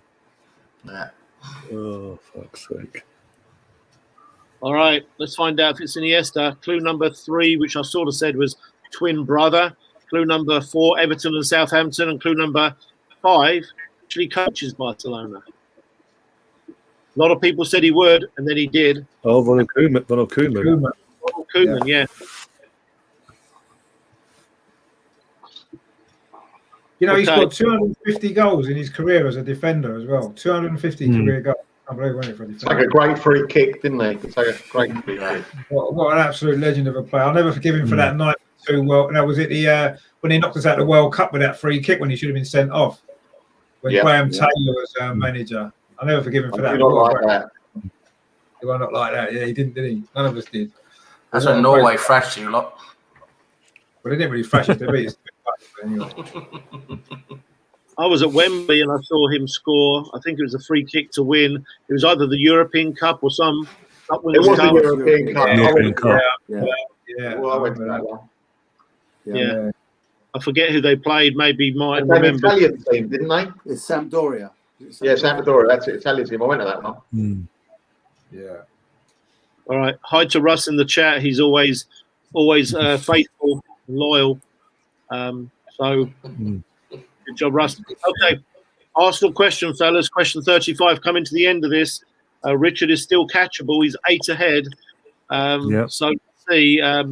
So question 35. Arsenal question. Clue number 1. Scored the goal that won the league. Okay.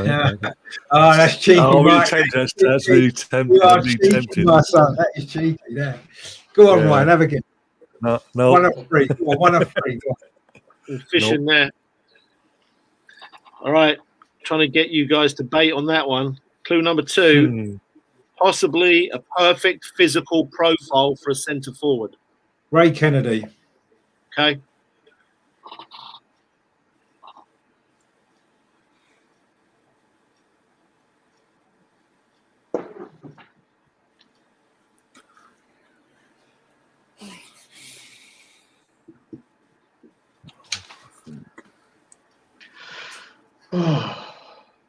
Yeah.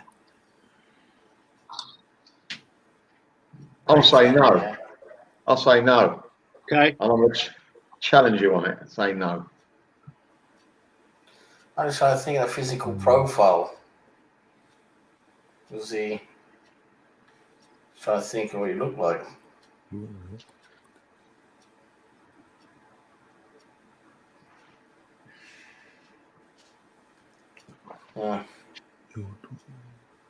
There aren't that many people who scored winning goals to win the league for us. There's a few in my head, but they're obviously the recent ones. I mean, in terms of strikers, it's as well. Centre forward, there's one in recent times.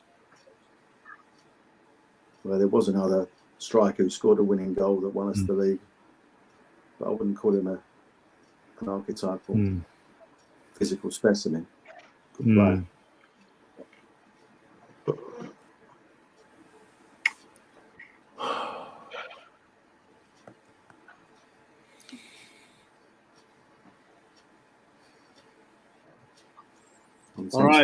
I'm tempted to agree, though.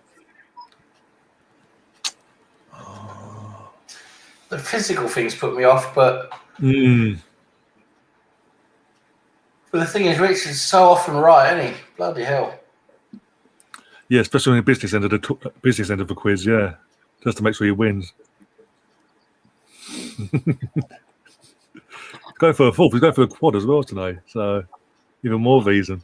I've got 3 names written down because there's 3 Arsenal players that I can think of that scored a goal that won us the league, and I just guessed one of the 3 because it wasn't one of the other ones. All right, Sam and Ryan and Martin gonna have to push you. Yeah, I'll just have to agree just because you know he's normally right basically. Yeah, for the sake of keeping it in the race as well. Okay. Keeping this mathematically. All right, it's Melvin against the world on this one then. He's going against Richard, but let's find out. Clue number 3 is Greece. Clue number 4 recently chose Nigeria over England, and clue number 5 it also played with Jack Wilshere. Who's that? Won us a league, and he's wants to play with Jack. Scored the goal that won the league, but it wasn't for Arsenal. Did it in Greece. Oh, it did it. Oh, In another league. Oh, yeah. It's oh no, you're about now. Perfect physical profile. Oh, what's the name? Pom. Chubat Pom. Yeah. Is it? Chubarak. Yep. Yeah, true back bomb. Sorry, I was working on Arsenal. Yeah, I was literally thinking. Near anything cryptic. I was. Yeah. You know why I exactly. said no? You know why I said no to Ray Kennedy? It's because had he not scored, we'd have still won the league. Yes. No, but he true. still scored the goal that won the league, though, didn't he? He didn't score the goal that won the league. He scored in the game that won the league, but he didn't score the goal that won us the league. That's why my challenge would have come in. Well, good job, Melvin. There, you snuck ahead by 1 on that one. We're gonna crack on here. Oh, bloody hell! Question 36. This might be the hardest one of the day, so good luck on this one. This is World 4-4. Oh, for fuck's sake! Sorry. And guess who scored for them? Yes, Harry Kane. Yeah. I must be the only one here who actually doesn't give a shit. I don't honestly give a shit. I do not give a shit. I've got to be honest. I don't care. I'm not interested at all. We won't say anything then, Ricky. No, I'm not bothered. I'm not going to check the score later. I know it's 4-4 now, but I'm not actually bothered. I don't care if they win, lose, or lose 10-0. I'm not bothered. Don't affect me one little bit whatsoever. The FA Cup finished. The FA Cup finished as a competition about 3 weeks ago. So my interest in it has become zero since then. All right, let's crack on with this world football question. Question 36. We've got 3 more left. Clue number 1 was linked with Arsenal to replace Lacazette. Okay. Clue number 2. Many think that Edu may go back to Brazil. Clue number 3. Sao Paulo. Clue number 4. Just signed for Cincinnati. And clue number 5. Also a girl's name. You may not know this guy, but he was linked a few times, and he's made a really strange career choice. He was linked with Arsenal, Juventus, Real Madrid, and Bayern Munich to eventually replace Lacazette this summer. And he's chosen FC Cincinnati in the MLS, which is so bizarre, but he has. And they're paying 18 million quid for a guy from Brazil, probably the most the MLS has ever paid for anybody. So, anyone know his name? No. The only person I think of is he's not a striker though. He's Brazilian. Yeah, this guy's a striker. And it's not one you can think about and remember. If you know him, you know him. You don't, because it's kind of obscure. He's one of the guys that he's an up and coming. He's one of the most promising strikers to come out of Brazil, they say. But unless you read the rumours, nobody watches Brazilian football, so you just don't know him. You know what I mean? All right, I'll give you his name because I don't have any more clues to help you. His name is Brenner. If you go look him up, Brnner, Brenner. He was linked with Arsenal, and he's decided against it. What's a girl's name got to do with it then? Brenner is a girl's name, at least in the US. Oh, is it? Yeah. I never heard of it. Okay. Didn't know if it was it or not. All right, we've got 2 more. Let's find out the score update here as we come into the last 2. What happens with the score? Don't no one get any points for that at all then, no? Right. Yeah. Okay, we've got Martin on 17 and Sam on 26, Melvin 27, Ryan 32, and Richard 40. So technically Ryan can win on 2 big answers here. Oh, no pressure there. This is technically the last one, even though we've got 2 more, because if If Brian doesn't get 5 on this, it's over, right? Mm-hmm. All right, so here we go. Arsenal question. Clue number 1. Like Brian Marwood, he was unspectacular. Kevin Richardson. Okay. Whoa.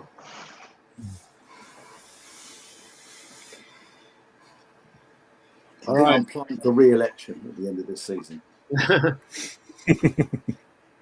All right, let's get the votes in, fellas. What do you think on Too speculative, in my opinion. Well, I mean, Brian Marwood must have something to do with it. Maybe the same position that they played or something. I know they was in the same team, but I can't connect Brian Marwood with that really. So I'm going to say no. I'll say no. Just for that reason, really. The Brian Marwood thing's kind of thrown me. Okay. All right, let's find out then if it's 5 for Martin or -2. Okay, clue number 2. I hope that Mike's stay in England coincided with the Eagle. And Mike's not on the quiz anymore. Alas, never mind. Think about the Eagle. Just so you guys know, Mike lived in England for a while. I don't know if you guys know that. So I was wondering if he lived in England during the time that this player played. Clue number 3, winger or wide midfielder. So Richard was right on that connection. Clue number 4, not silver or bronze. Clue number 5, we have a striker who goes by his first name more often than his surname. Who's that?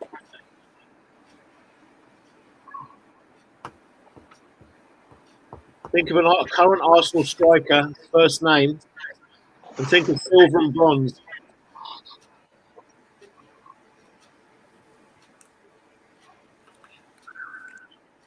No. Eddie McGoldrick. Yep. Brilliant. Very good. Very good. There it is. There it is. So Richard is officially our winner. We've got one more question. Well done to Richard. Excellent. Well played, Richard. 4 in a row. I limped over the line a bit though. Didn't get many right towards the end. Yeah, that's what. Yeah. Oh, dear. Let's do. Do you guys want to do the last one here, real quick? Oh yeah. I was Yeah, Yeah. All right. Last one. World football. Question 38. Clue number 1. Looks like a bouncer or a henchman more than a defensive midfielder. I'll give you a big another clue alongside this one. Currently playing in the Premier League. He's a pretty intimidating looking chap, this fella. Clue number 2, didn't play much at Barcelona. Clue number 3, he was injured when we played him recently. Played his team recently. I know the game. I know the geezer. I know we played. I know. What's his Clue name? number 4, bushy eyebrows on the south coast. Yeah, Southampton player, yeah. And clue number 5, Diallo played instead of him. Romero.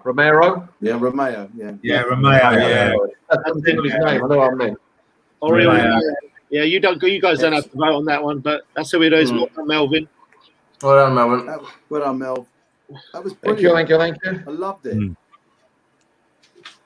Thank you. Yeah, well done. Thanks.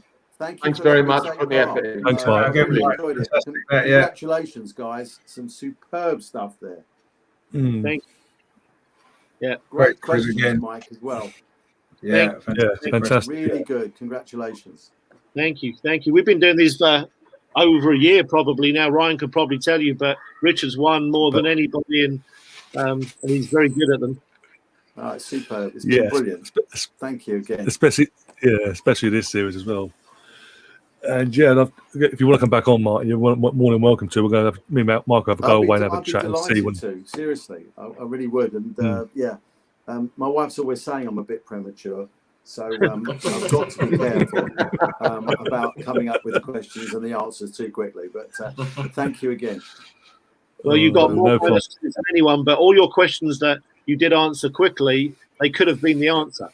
Is the truth. Yeah, that's a lot of people say that. Yeah, okay. No, great stuff. Yeah.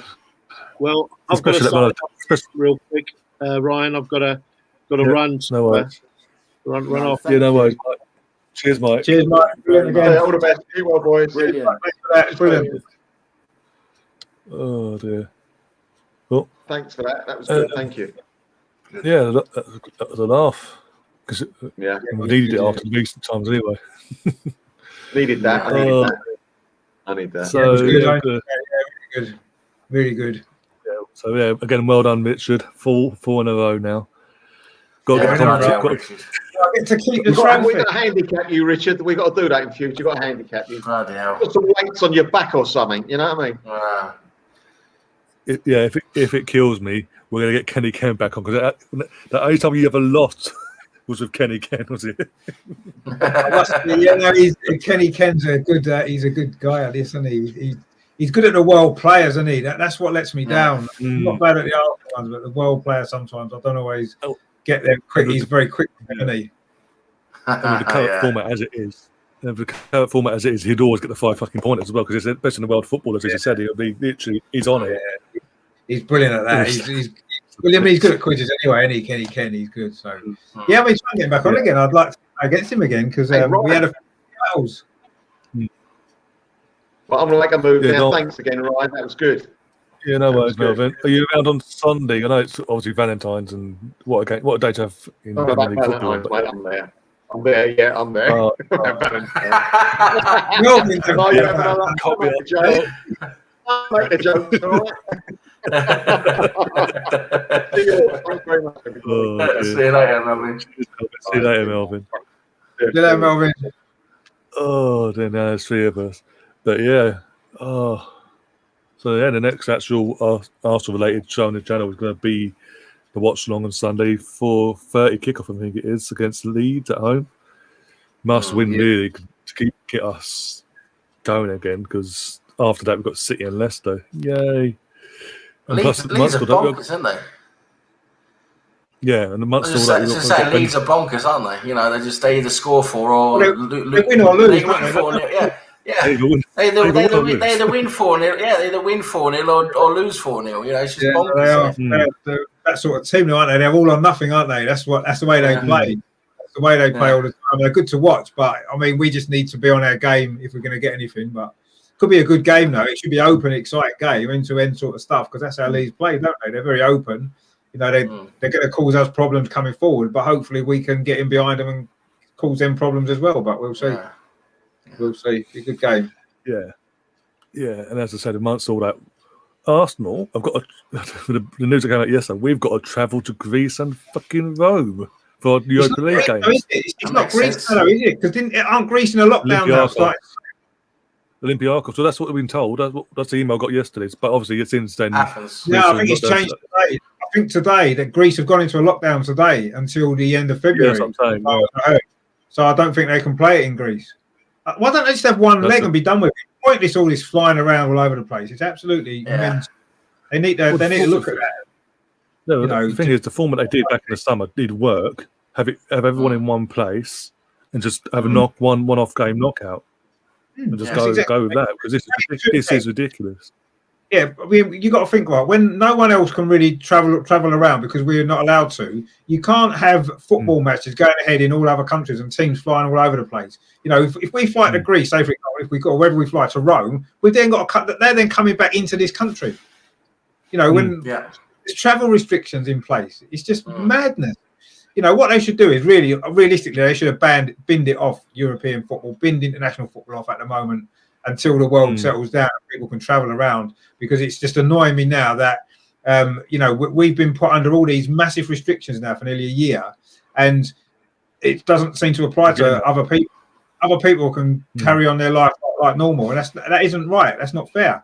And, you know, we all love football and, you know, we want to win the Europa League and I'd love us to win it, but realistically, in the current climate, it's madness to be playing it. Absolute madness.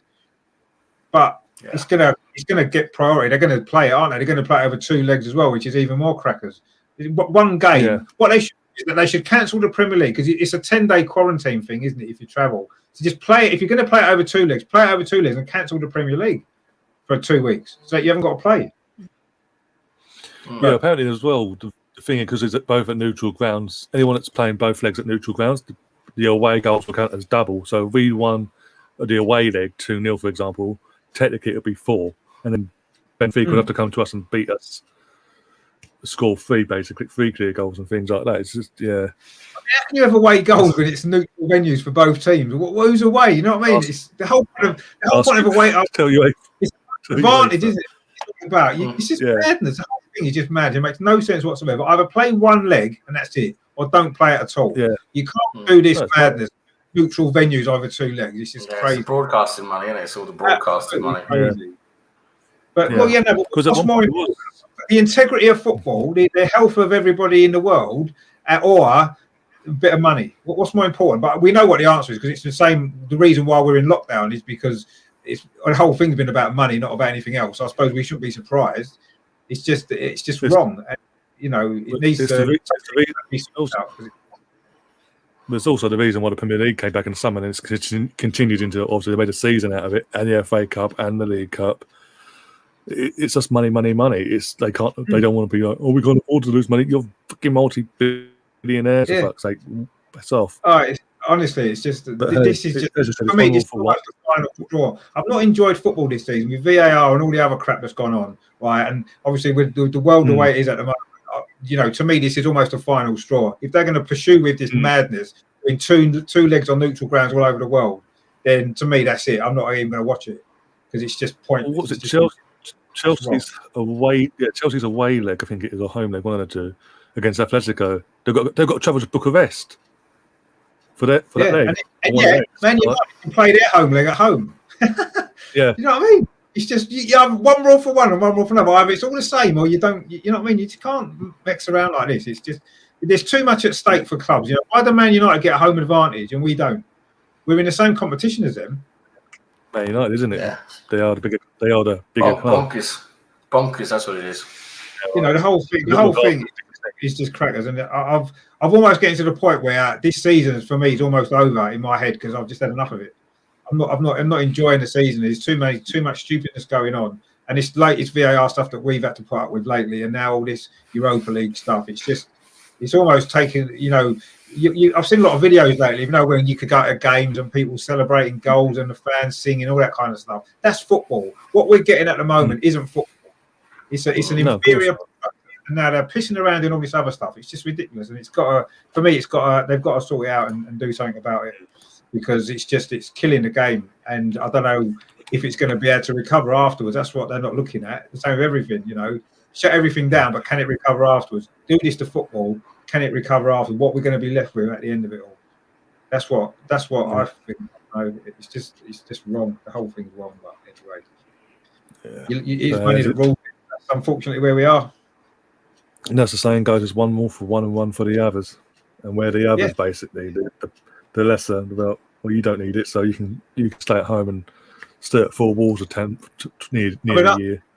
I didn't even realise until earlier on today that Man United are allowed to play their second leg at home. No, I didn't know that until literally someone put an image up and broke it all down. Like all the English, British teams that would have got to play their games and all that, they've been moved. It's like, what, you can't have one team playing a home leg and one team not being able, because whoever they're playing won't be playing at home all day. They'll be on a neutral ground and then maybe play at home in the second leg. I mean, how can they even do that? That's cheating almost. I know it's not Man United's fault. I'm not blaming them, but it's almost cheating, isn't it? And also, I think Chelsea. Yeah, it is Chelsea's away leg. We've got to go to Bucharest. So Chelsea can't go to Spain like Madrid, but the Madrid, obviously, Atletico Madrid can come to London. How's that? Yeah. How's that work out? Well, it's just crackers, isn't it? Honestly, none of it makes any sense, does it? It's not made any sense, and it just makes even less sense now. It's like, really. Oh, dear. And amongst all that, Mike Dean's now taking a week off. What's his name? Because obviously, what his family's having to face over the weekend. And what's his name? Ian Mason.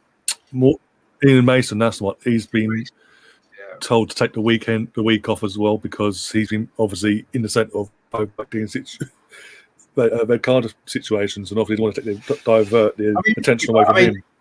Yeah, I mean, obviously, no one should be Mike Dean doesn't deserve to get death threats with his family, all that kind of stuff. But the Premier League should have stood him down before it got to that point, after the mistakes that he made. They should have stood him down anyway, like they stood Lee Mason down. They should have stood Mike Dean down straight away. As soon as that second red card got overturned, I just said, sorry, mate, you're going to have a few weeks off because you're not good enough. You're making too many mistakes. And it's the same with the other refs as well. This is the thing, this is what I was saying before. Before Mark Riley took charge, and now he's the big bad boss, so to speak.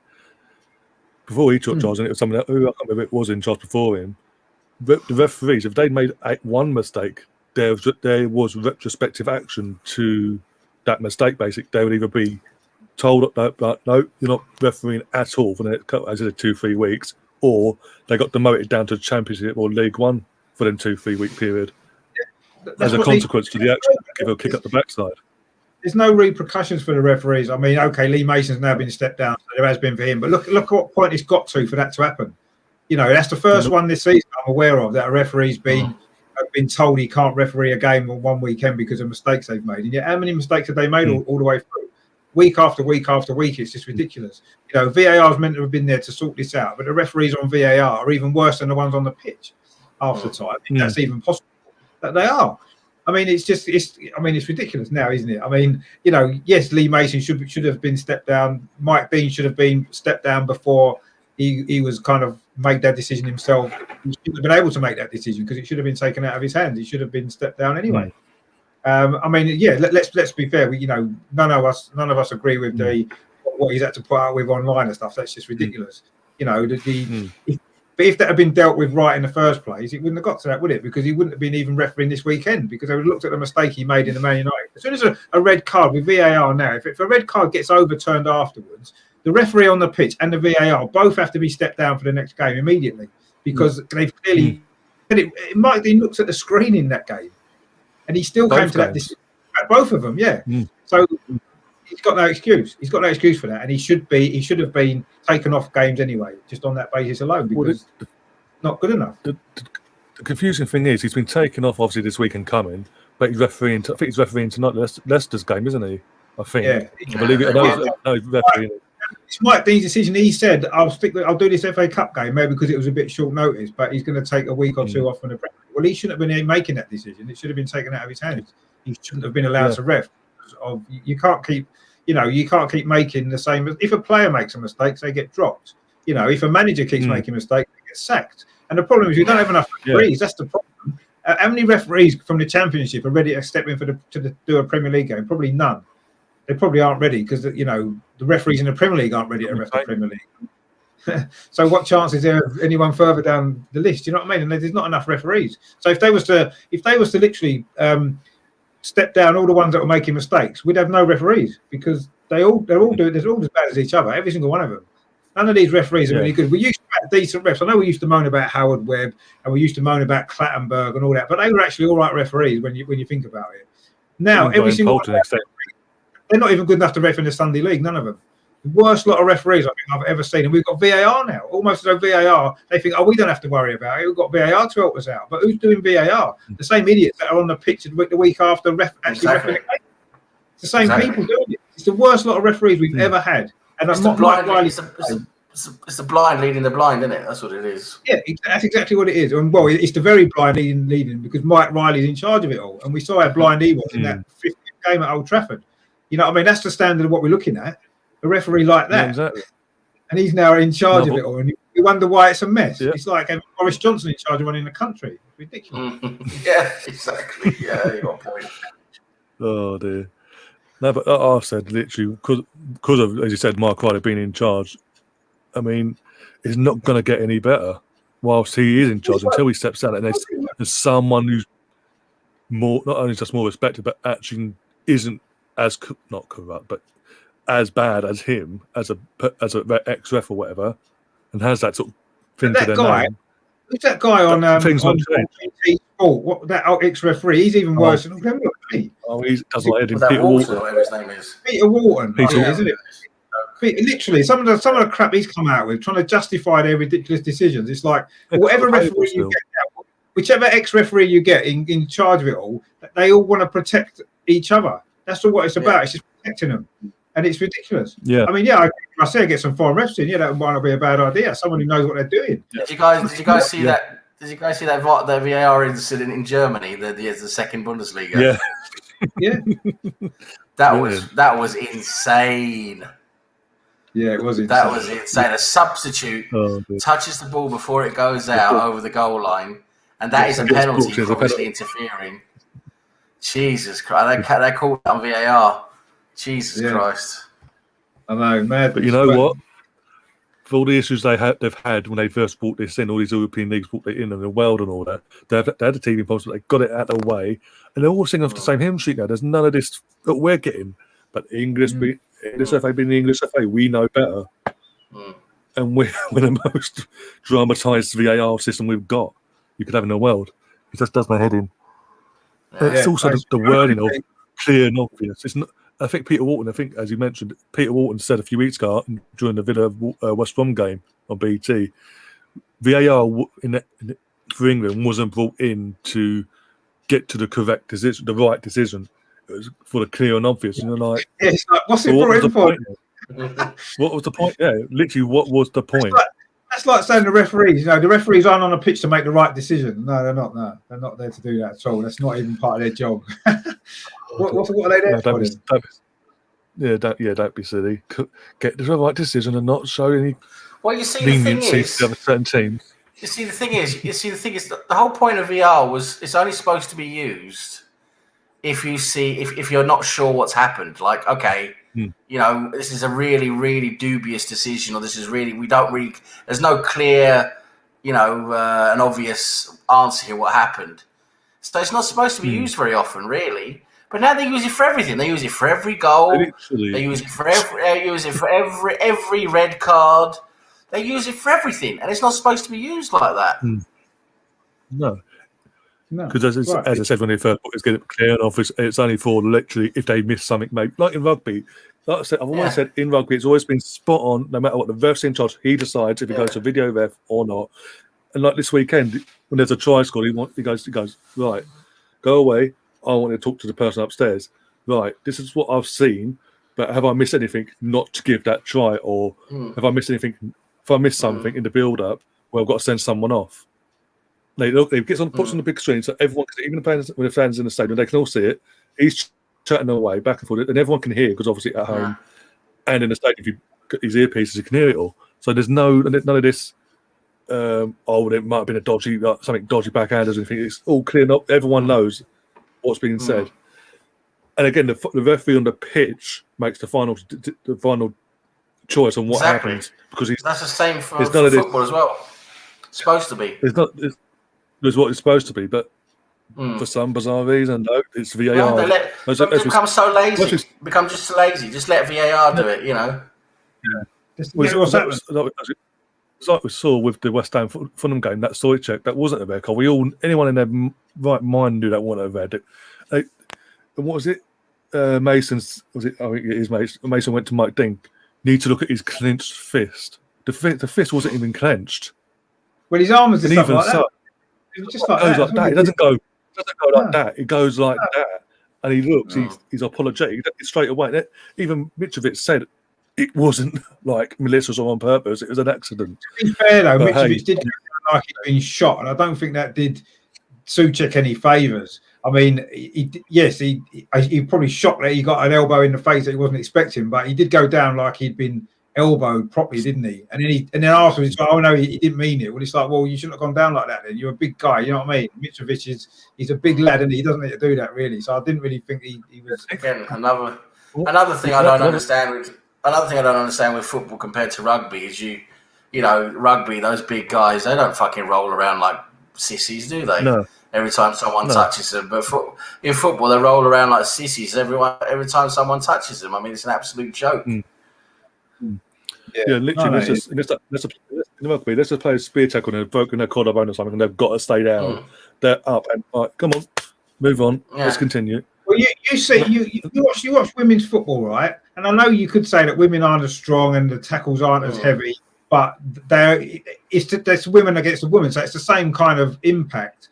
And they don't roll around like that. They hardly ever get a trainer on the pitch. hardly ever. And yes, the games are slightly slower paced. And I say they're not as physically strong, women are, then you can maybe say that's the reason. But, you know, I just think it's a mindset as well. I think it's a mind. And well, it's the fame. It's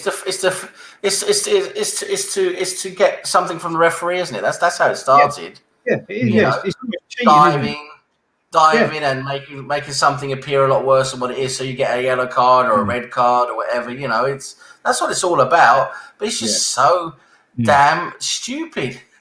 Yeah. You know, and the thing is, and another thing that disappeared into thin air was about 10 or 15 years ago. I've mentioned it on your podcast before, Ryan. Was they did? I'm sure it was UEFA or one of the major footballing bodies. They said that they wanted to start, because they do post match reviews, right, for like violent conduct and things like that. So they can retroactively go back and give suspensions and stuff like that. And they said they wanted to introduce that for diving. You know, they would look over all the potential diving incidents, and if you were caught diving, you'd get suspended because they wanted to try and get rid of diving. And I thought that was a pretty good idea to really sort of go hard in on diving and do that. But it just disappeared. It just they talked about it and nothing happened. But you know what would have happened? The big clubs with the most money would have said to them, "Look, I don't think that's going to work because we're going to have too many players suspended, so we don't do it." And I think that's what happened. A few brown envelopes were probably exchanged, and they decided it wasn't a good idea because it'll be the big clubs that would have been suffering the most from that, wouldn't it? I mean, look at the biggest diver in the Premier League. Who is it? It's Mo Salah, isn't it? Without a shadow of a doubt. Why not? Fernandez, there's loads of them, isn't there? Salah's the leader. Salah is the Tom Brady of the Premier League, isn't he? He's a diver. There's no doubt in my mind. And because he plays for Liverpool, he gets away with it.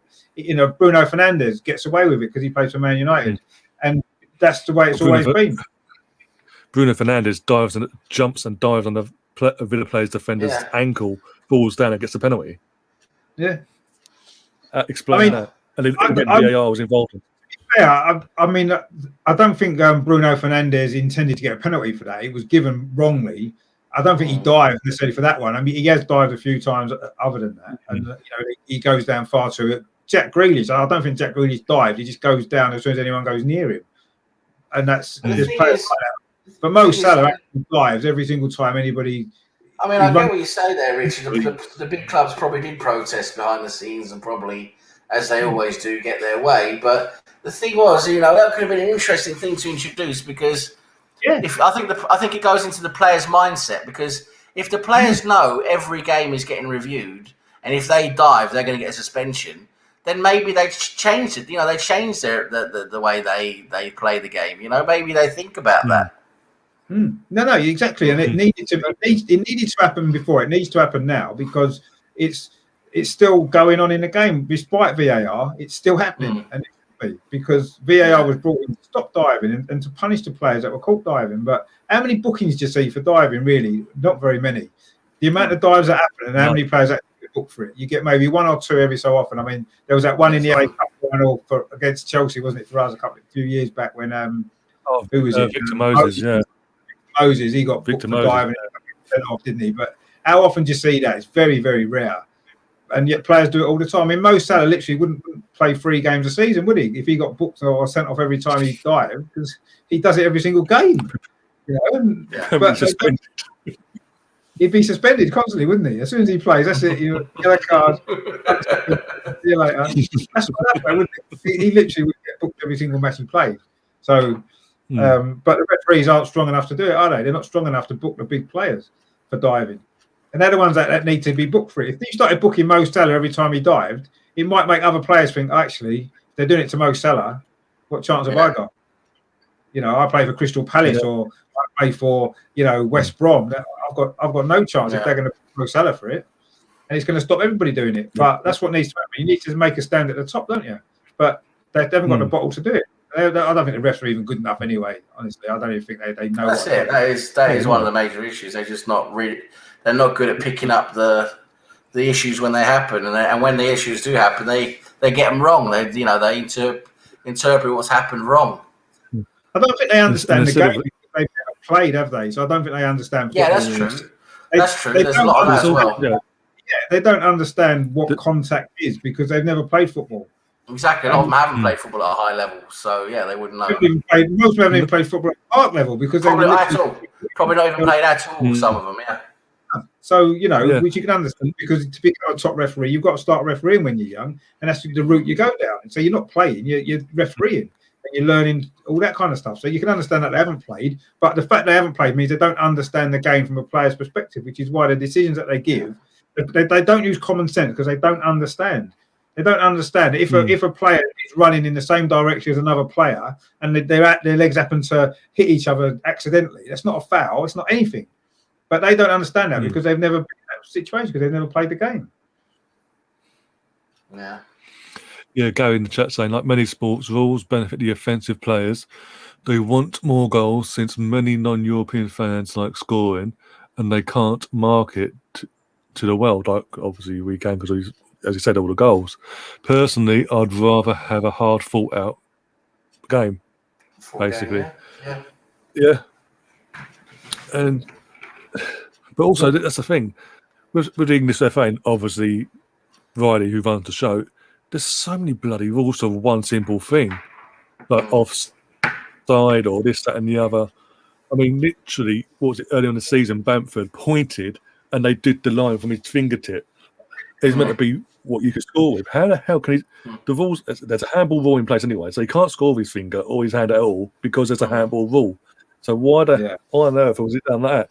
It's only when it all kicked off that they decided, actually, you know what? We'll change the rule now. And they've done it again. And then there was an incident with Rodrigo a few weeks ago against West Brom where he's coming back from an offside position, still offside, but as a ball's played, he goes offside, back onside. It's in the same phase of play at the time. But in the rules back then, it was, no, it's a new, because he's back onside, he goes straight away. No, that's a new phase of play. They've then now changed it so now it's all in one phase of play now. It's like, it's like constantly changing the rules. It just does my head. But there's so many rules like offside or for literally just even breathing on a plate. It said literally what is contact, basically. Well, if they've got to draw lines on the screen and they have to look at it more than a second to see if he's offside or not, he's onside. Don't spend 5 minutes moving the lines to try and see if he's a millimetre offside. If you look at it straight away and it doesn't look offside, give it onside. Let it stand. You know what I mean? Don't mess around with all that. Ridiculous. It's just that's not what football is. That's not what sport is. Sport's meant to be. You're meant to have a little bit of a slight human error. That's fine. We accept a human error if it's genuine. But what we can't accept is a human error when it isn't a human error. When it's on the technology, that's when it becomes more annoying. The rest make mistakes, and you can understand that linesmen make mistakes or whatever because it's difficult to keep up with play. It's a fast sport, fast-moving sport. It's hard. And we could always accept it. Yeah, we'd moan about it afterwards. Oh, it should have been a penalty or shouldn't have been offside, whatever it is. And you moan about it. But ultimately, you can accept that humans make mistakes. What you can't accept is when a human makes a mistake, it's not being corrected when the technology is there to correct it. And that's the problem. Yeah. That is the problem. Unless they use it, it's not worth using.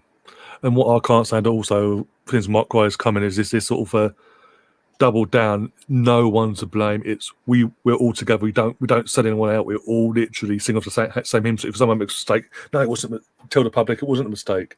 Like Dermot Gallagher for Sky. Every time on a Monday when they do that bloody ref watch, every decision that they put against him, no matter what's been told to him by everyone else, no, the ref was right. 2 minutes later, same incident. The problem and the reason for that is because they can always say it's down to interpretation, and an ex-referee can say, yeah, you can understand why his interpretation of it is this, and another referee might have an interpretation of it this way. So they're always going to get away with it because technically a lot of the decisions are subjective, aren't they? We look at it and think that's a foul, that's not a foul, that's that should have been a goal, that shouldn't have been a goal, and or a penalty or whatever it is, and the referee has got a different perspective on it. So they'll always say they're not wrong. They just got a different perspective on that particular issue. So they're always going to get away with it because it's not a right or wrong thing, is it, necessarily? I mean, some of the obvious ones are, which is what VAR is meant to be for, that's not working. The rest of it is subjective, what the referee's interpretation of that incident, whether it deserved a yellow card, whether it didn't deserve a yellow card, whether it was a foul, whether it wasn't a foul. And that's down to everybody's got their own different a view on it because we disagree with referees a lot of the time, and another referee might agree with the referee, and it's just the way it is.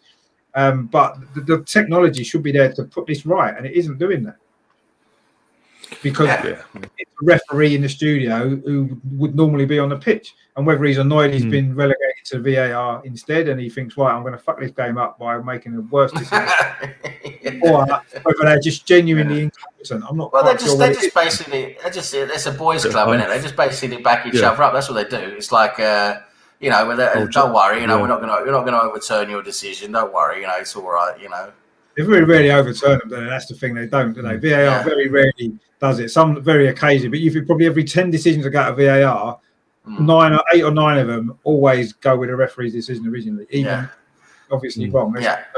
And it is probably like you said, probably just backing up their mates. And the problem is, like you said, like there's so many incidents now that don't get looked at when they should be looked at, because and that's why we've got this problem now where when they try looking at everything, and then when there's some things they should be looking at, they're not looking at. That's when it becomes a huge controversy, right? Like the Lacazette incident now with Martinez. How the hell wasn't that even looked at? They just said, "Oh, don't worry about that." When they're looking at every other tiny little incident throughout the game, but they're not bothering about that. That's when it becomes bad, and that's down to their, just down to them just covering each other up. They don't want it to look like they're missing big things. Yeah, no, exactly. Yeah. Exactly. It's ruining the game, ruining it. Yeah. Yeah, as I've said, I'm starting with all that going on. I'm starting to just lose interest in what it's taking the joy out of. Yeah, it's taking the joy out of it, hasn't it? That's what I'm saying. Yeah, it does, and that's what I'm saying. If I weren't this channel, I'll just watch football. So, yeah, whatever. In a way, it's like they've almost got away. It's funny, isn't it? They brought VAR in, and we had half a season with them using it with fans in the stadium until the fans weren't allowed in the ground anymore. And now there's no fans in the ground, so they can keep doing these ridiculous things and not getting the backlash of the fans in the stadium. Because you can imagine some of these decisions if there was fans in the ground. The referees wouldn't be allowed to get away with that constantly because they'd be under pressure from the crowd, and that's why maybe the situation hasn't changed, because I think a lot of things have changed with football now with no fans in. Managers are not getting sacked as quickly because there isn't a backlash from the fans. I think referees are not getting the same pressure from the fans that they were getting previously. Yeah. I think there's loads of things different about football now. Yeah, it's like it's all more extreme now, isn't it? It's all like more extreme, Yeah. And and I think once fans are allowed in, if it ever happens at any point in the future, the fans are allowed back in the same way they were before, when it's full stadium, full crowd behind the teams, I think we'll see a massive change in football again, because it'll have to go back to more like it was, because a lot of these things won't happen with fans in the stadium. They just won't be allowed to happen. The atmosphere and it won't be able to happen. Referees won't be able to keep getting away with this because the fans wouldn't allow it to happen, would they? The atmosphere, the reaction to it in the ground. Referees would know they've made a mistake by the crowd reaction. They don't know they're making a mistake because they've got a few players shouting at them, but they get that anyway. But when you've got 50,000 people screaming that you've got a mistake wrong, they'll think, I might have got this wrong. They're not going to think that at the moment. And I think that makes a big difference. And I think with the managers as well, managers aren't getting sacked because they're not the teams aren't leaving the pitch to booze, are they? Imagine when we lost 4 home games in a row, what pressure Arteta would have been under and the club if we were getting booed off 4 home games in a row. And they got away with that, which maybe that's the right decision in the end, because maybe Arteta does deserve the time. I'm not saying he should have been sacked, but imagine that pressure that there would have been at the club. That fourth game would have probably been really, really bad. At the end, been really bad. It would have been toxic. That and then literally the next game there'll be next to no fans, and then they'll be like, oh, here we go, okay. They do what they did with Emery, do what they did with Wenger. Okay, there's no fans. We've got that now. But off you go. And it's amazing what a difference. I mean, for people to think that fans don't have a say in what happens at the clubs, they do. The fans do, without a doubt. Fans get managers sacked. I don't care anyone says, and you can see that. But there's been so few managers sacked in relation this season to last season. I mean, Lampard was only. West Brom did as well for some unknown reason after they won a game or something as well. But anyway, drew 0-0 with Man City. Yeah, is there 2 managers in the Premier League? Are they only 2 that's been sacked this season? We're in February. Usually it's 5 or 6, isn't it, at least? And the main reason is because of the fans. Yeah, it's got to be. It's not. Well, look how long it took Chris Wilder this season to get his first win of the season in the league. Yeah, he and wouldn't normally, have as he said, it was. He has a lot of credit in the bank, though, doesn't he? But yeah, even though he has a lot of credit in the bank, they had a terrible first half of the season, didn't they? You don't really not many survive that, do they? They don't survive results like that. Not even scoring goals. I mean, they didn't score a goal for like 5 games, did they, or something like that? I don't think Arteta would have survived now if there were fans in the stadium. I really don't, because I think he would have been a club. Yeah, I think he would have been. Yeah, I think he would have been gone after the quarter final at least. Yeah, the Man City. If you got that far, you had the Burnley game before. I say 4 home games in a row. I don't know. I mean. It'd have been like a execution atmosphere, wouldn't it? There'd be planes flying around with banners, and all the banners would be out. Oh, Jesus Christ! That's what would have happened. I'm telling you, it would have been crazy. It would have been crazy.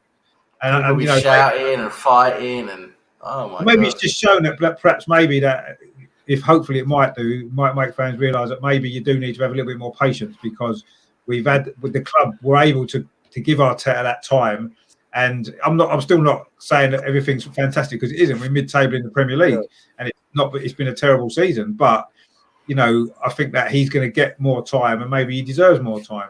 And I think maybe the fans need to understand that we need to, as fans, be a little bit more patient, and we can't expect things to, keep chasing. He's got excuses. He's got excuses now, hasn't he? Because he hasn't had the time to implement what he wants. He hasn't had the chance. He's had all the deadwood there. Now the deadwood's mostly gone, like 90% gone.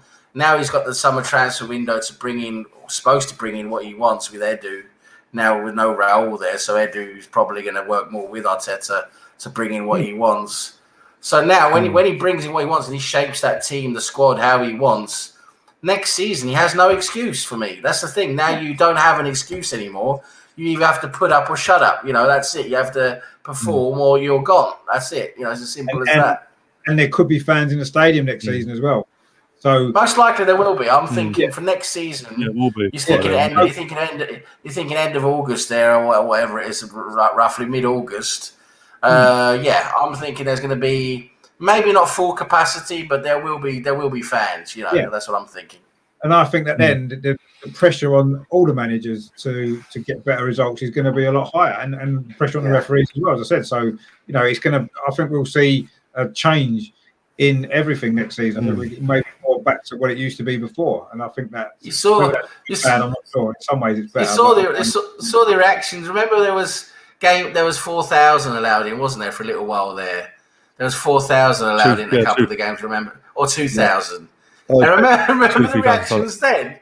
Just in those games, the reaction to the guy. Remember that guy who put the mask over his face so he couldn't see? I mean, that was just then. I mean, that's Jesus, that was funny. Yeah, but you see, I think what happened was there, because it was only a few people in the ground, and it was the first time people got to a stadium. I don't think people are going to spend their time booing and moaning because they were just grateful to be back. But that will soon wear off. Once you've been to 3 or 4 games, you can go every game. That's going to wear off, and now we and then he'll probably get even more. I suppose it'll become even more sort of what's the word I'm looking for? It becomes more clear and obvious, I suppose, from the fans. Then when there's not that many of them, and you've got loads of them, really, really, really unhappy. It's going to be a lot more obvious because you're just hearing them really clearly, aren't you? Yeah, exactly. Yeah. So we're going to see some different kind of fans are back. I might as well ask because obviously when the season started, we all knew there was no fans in the stadium. We didn't know it would be this. Obviously, the clubs didn't know it'd be this long and this, that, and the other. But obviously, Mikel's objective was get us into European football, either Europa League or mainly Champions League. If not, you got to fall back on. If he does not get European football via the league or Europa League this season, because there's only options now, because he's obviously at the League Cup and at the FA Cup.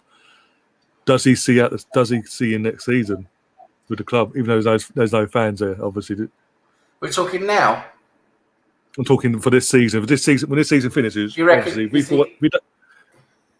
does if he finishes outside, say when it comes to the league, whatever the positions are now for you, not getting into Europe, and doesn't win the Europa League, does he, being the main objective was to stay in Europe and get Champions League football being the main objective, and then secondary Europa League, to fail on both? I know it's his first full season, not his full squad, this, that, and the other. Do the club stick by? Do you think the club will stick by him, or do you think they'll go? Oh yeah, I think they will. I think they'll stick by him. I think they'll give him this transfer window now to bring in. To that's what I'm saying now. To bring in the players he wants, because now a lot of the deadwood and a lot of the bad eggs are out now, right? They're out the window. So now he's going to be getting some players now, which will be very interesting to see who actually goes for. And that's it. The next season he's got the target. The next season he's going to have top 4. His target next season is going to be top 4. That's his target. I think it was this season.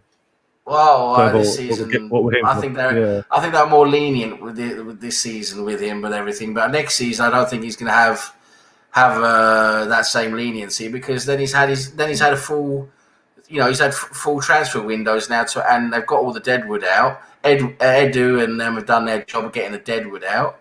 So now they have to bring in some players, and Arteta's players that he wants, and then he doesn't have an excuse anymore. I mean, he's got the squad then he's shaped.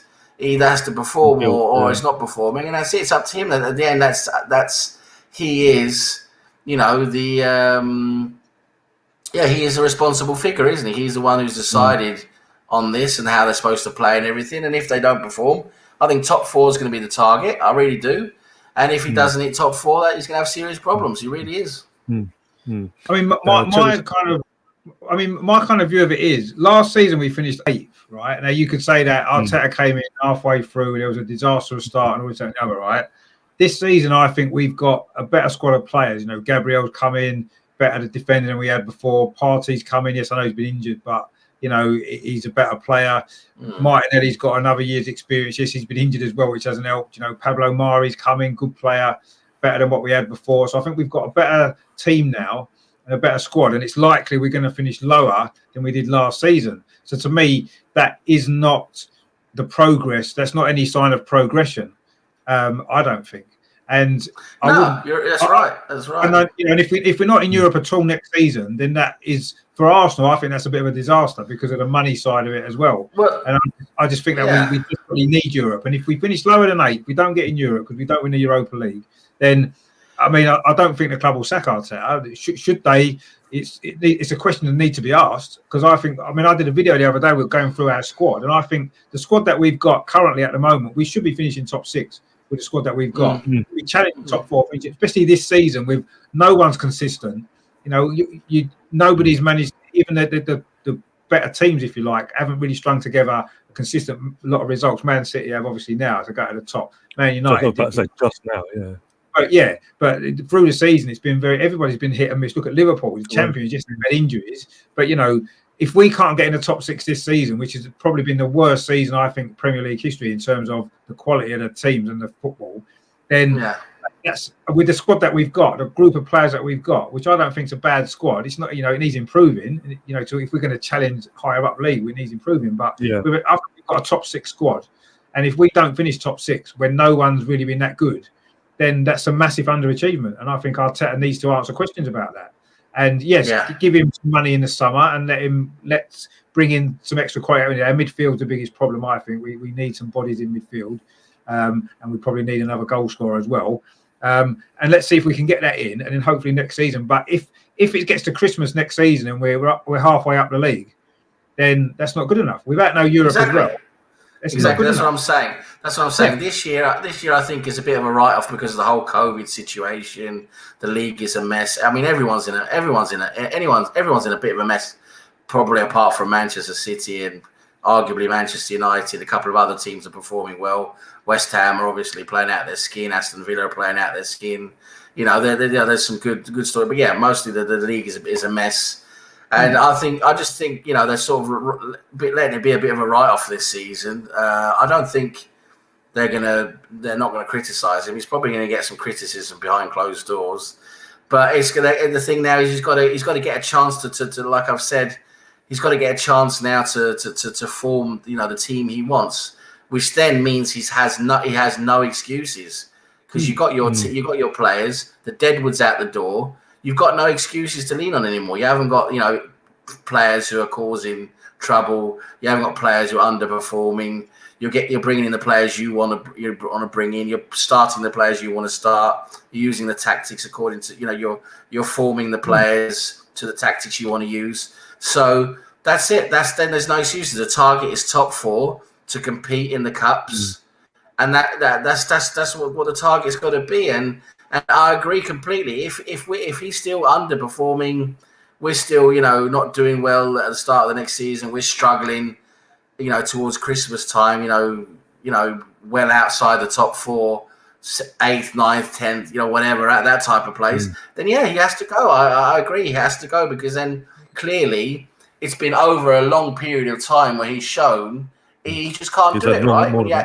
When you look at this period now and add on to that, it's just going to be such a long period of time where he hasn't been able to do it. That's it. You can't go on with that. You have to pull the plug.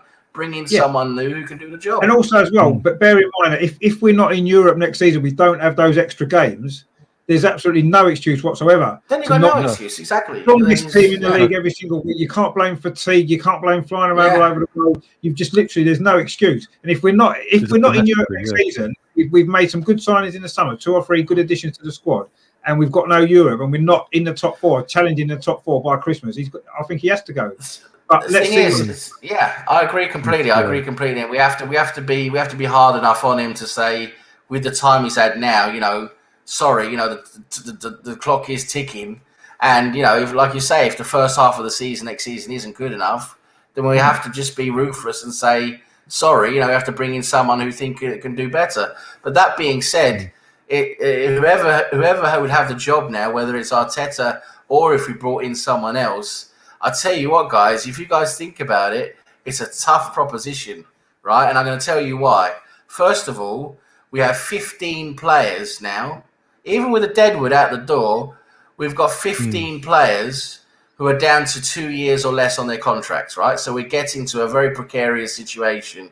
That's including now, after this season, Lacazette goes into the 2 years. Lacazette's in last year. Aubameyang's going to be down to 2 years. Many players are going to be down to 2 years or 1 year. It's 15 players out of this squad that we have. So that's going to be a lot of card shuffling there and figuring out what they're going to do, who's going to get a contract, who we're going to sell, because you have to sell, right? You can't let them. We can't have another Mustafi, Kolasinac situation where you're just letting players run down for nothing. We're going to have to decide to sell them, get some money in, be ruthless.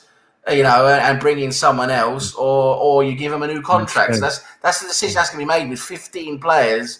And then that being said, you look at our squad now, Richard. For me, we need a right back. We need a proper right back. We definitely need a couple of players in midfield, like you say, a nice defensive option as well as another maybe attacking option, or at least someone who's good, holding on to the ball. We definitely need a new striker, because it doesn't look like Balogun's being given a chance, and Nketiah's not good enough. Lacazette and Aubameyang, that we just see what's happening there. We definitely need another striker. Now, when you start adding all that up together, what we need there, it's going to be a big ask, a really big ask. No, it is. Yeah, I mean, I'm not saying that we're close to having a squad to challenge, but I think the squad that we've got in this particular season, with what's everybody else, we should be in the top. We should be in the top 6. We should finish in the top 6. Yeah. And then next season, with those improvements to the squad, then we should be able to push on. But yeah, I mean, I think if there's fans in the stadium as well next season, that's going to add extra pressure as well, isn't it? Because if we are struggling in that first half of the season, as you said, then the crowd are going to be getting on his back. They're going to be getting, you're going to get AFTV or being meltdowns with Arteta out after every game, and all this kind of stuff going to go on, isn't it? So the pressure. So it's if we spend some money this summer and then we don't start next season well, then Arteta probably won't last, unfortunately. That's just the way it has to be. That's just fair. I want him to succeed. Because he's had his chance. I love the guy, and I want him to succeed, but he's underwhelmed me. I've got to be honest. And he's making too many mistakes. He's got a lot to do. Yeah, subs as well. He's such a very Yeah, his subs are not good enough. His game management is very poor.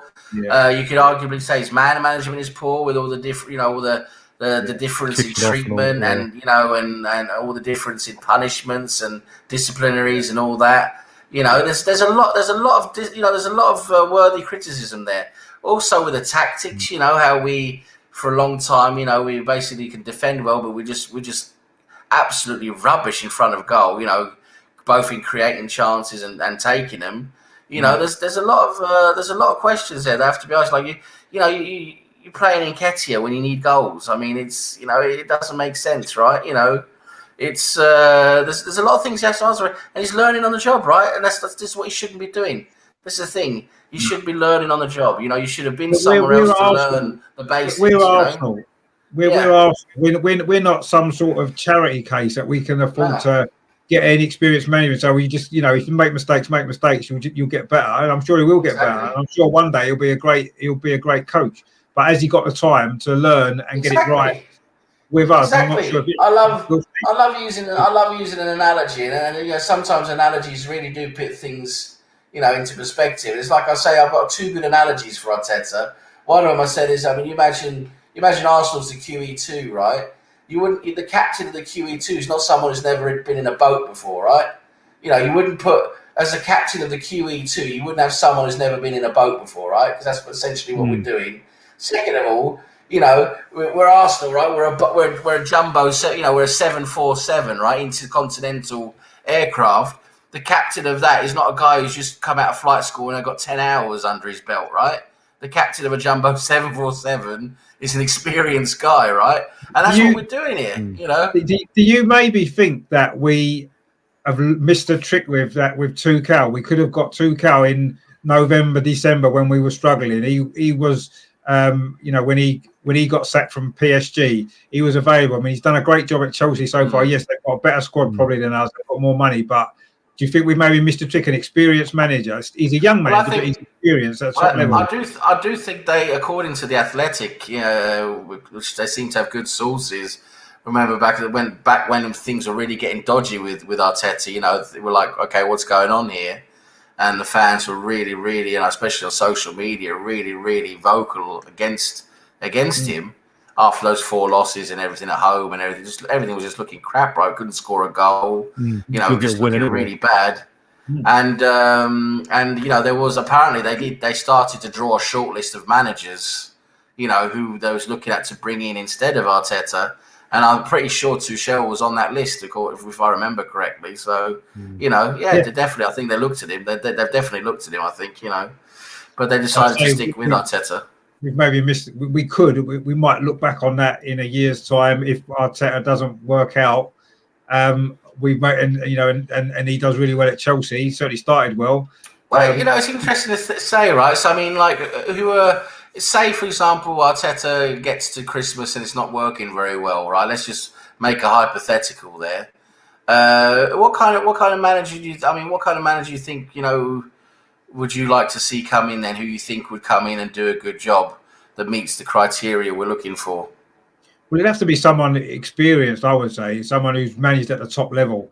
Not necessarily I think in England would be good because they'd understand English football, but not necessarily someone who's just experienced at the top level. There's a lot of good coaches in Germany. I'll tell you, I would look at, and I know it might sound a bit strange, Hasselhoff. I think he's got a really Southampton. good. Tactically, he's really clever, and he's got maximum out of what he's got. He hasn't got the biggest depth in squad, and he's got the most out of them. He seems really, really switched on, and I think he's great. He's someone I would look at. He's managed in English football, obviously, as well, so he understands the Premier League. But I think it needs to be someone who's got experience. I mean, I think a young manager is a good idea. I wouldn't say we're looking at Rafa Benitez or anybody like that. I want a younger manager, but a younger manager with experience at the top level. Hasselhoff for me at the moment would be a good choice. Nuno at Wolves as well. I know Wolves haven't had a great season, but they've got a few issues going on with injuries and stuff. But he is obviously a good manager. That's the thing. He's another one who's obviously a good manager.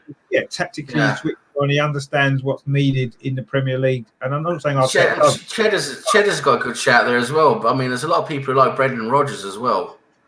he's done a very good job. You've got to give it to him. I'm not convinced about Brendan Rodgers, if I'm honest. Yes, he's got experience in the Premier League. He's done well. He obviously did really well in Scotland. He did okay with Liverpool. Maybe he should have won a league with them, shouldn't he? And he's doing really well at Leicester. So he's a possibility, I suppose. I've never been bowled over by him, by his style of football, or it's difficult for me to make my mind up with him. Every season, his team seem to drop away at the end, don't they? Liverpool did, Leicester did last season. I'm not sure if he's one of those managers. He impresses so much, and then sort of when it gets to the actual crux, something when actually something big is going to happen, it sort of just doesn't happen. Yeah, exactly. That's the thing I worry about with that. I worry about with Rodgers. Does he have that that winning, extra winning, get over the line type of mentality type of thing, Exactly. Yeah, that's exactly my worry with him. I think he could probably come and do a good job in the short term, as he's done every club he's been at. But then can he push that onto the next level, which is what we need? We're at that same level now. We need someone who's going to be able to push us forward. What about Allegri? Allegri's still not in management at the moment. He did a fantastic job at Juventus. Incredible record at Juventus. He did, but and he's like with Italy itself, they rate him higher than Conte. Look what Conte did at Premier League. Well, look at Allegri's record; it's amazing. Allegri's record is absolutely amazing. He's on paper, he is a very, very good manager. But again, we don't really know how that would fit at Arsenal. Maybe there'll be language issues. I'm not sure if his English is very good. I'm not sure about that with Allegri, to be honest. No, I'm not sure. But I would be more tempted with someone who understands English football. I think Hasenhüttl's a good shout because I think he can handle younger players very well as well, and he seems to be a good manager. He seems to be good with tactics. That'll be interesting to see with Hasenhüttl, because I think Hasenhüttl is a very up and coming manager. I think he's, I think in time to come you'll see him at a really top club. Really doing well. I think that in my opinion. Well, I know we don't necessarily want to think about it, but Pochettino came from Southampton, and he became a good coach. I mean, he did get them lot to the Champions League final, which is an amazing achievement. Well, I know we hate talking about it, but that is actually an amazing achievement to get them to the Champions League final. I don't think there's any doubt he's a top manager, Pochettino. He wasn't able to do anything, but then he was thrown under the bus that season after the Champions League. Typical Levy. Typical Levy wouldn't put any money in and all that. It's typical fucking tight Levy. And Pochettino, that bit, you always get that little bit of a hump after a great season. You get a little bit of a hump.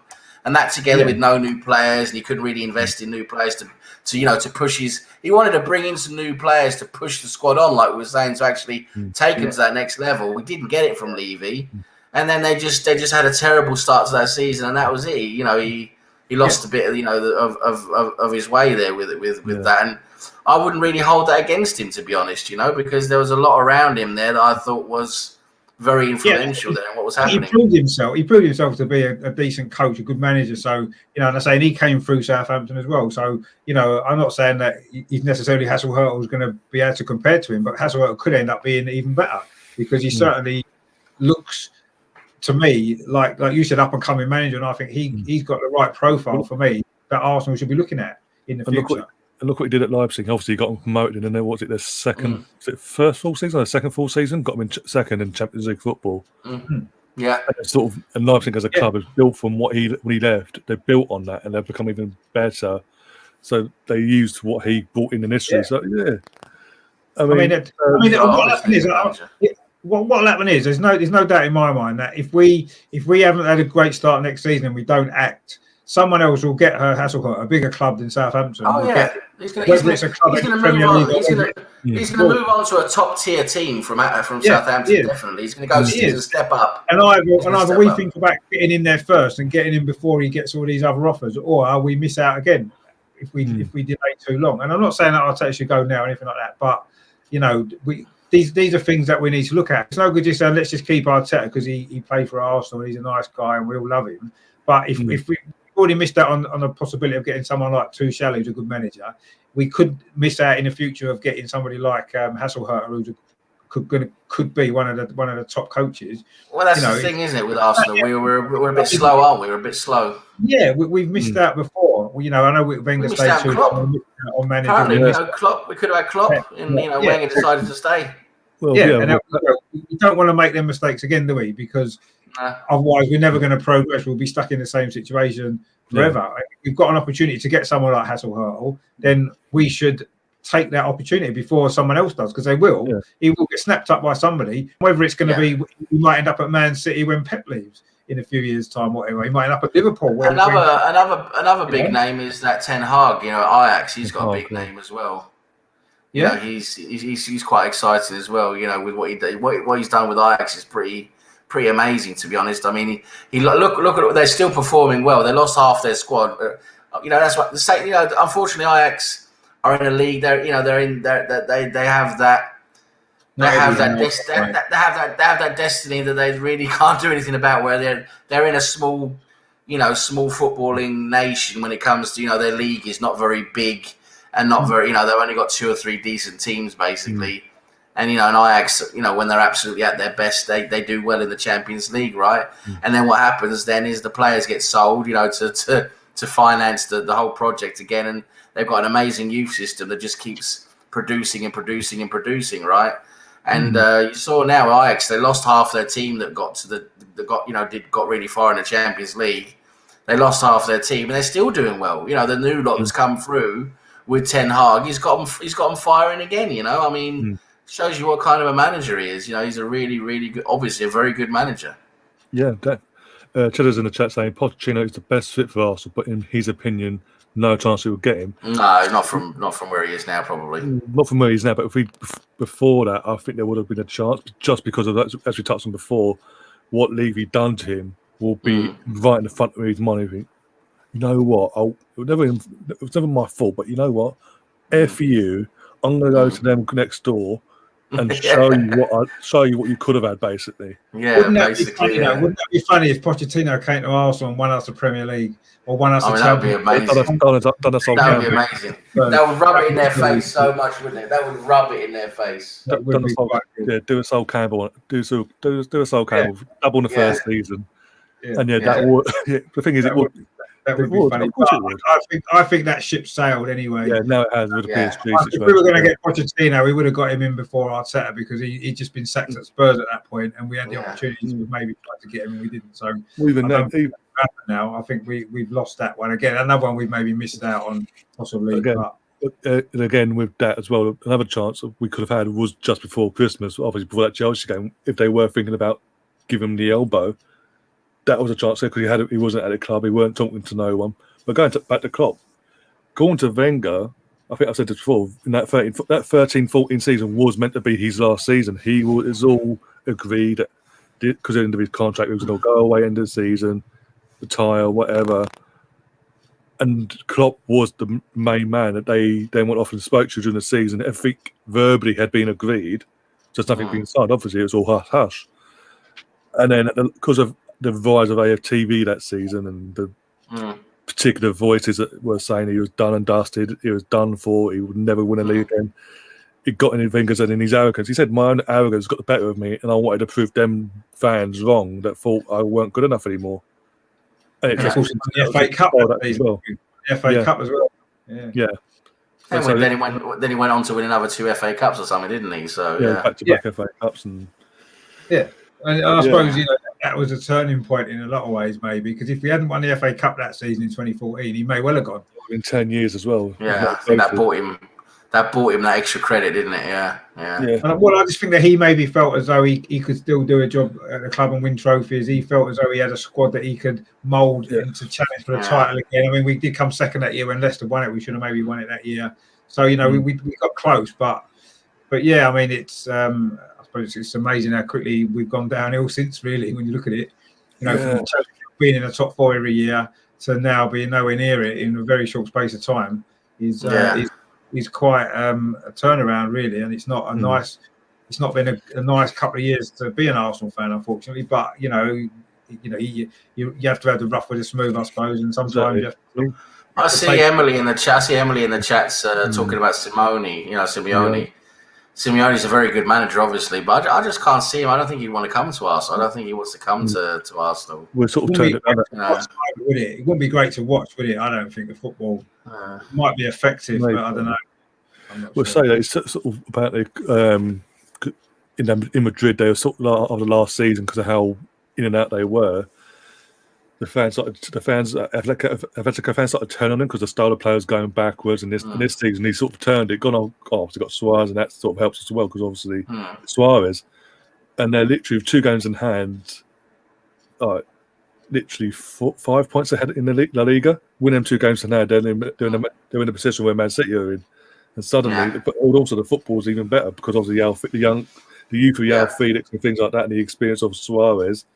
Apparently it's working, and the football has been amazing this season. Apparently, as we're going to see, not this week, coming the following week. I've been reading good things. I've only seen a couple of their games, but I've been reading very good things about them. They're doing very well. So no bugs this season. Apparently, I think Chelsea, even though obviously Tuchel's come in and started off well, I think because obviously there's going up against a more settled team in Europe. Chelsea will still come short because Atletico, and it's Simeone. He knows how to get. Look, if he can the year before last year knock out the best team in Europe and the team that's about to counter the Premier League like that, he can put this team to the sword now. And this is what he had then. He had Thomas Partey then. It's all Thomas Partey gone to BT. Well, that's the thing with Partey. What's that? He's not fully fit, is he? We keep playing him when he's not fully fit. He came to us fully fit, but then he got injured, and then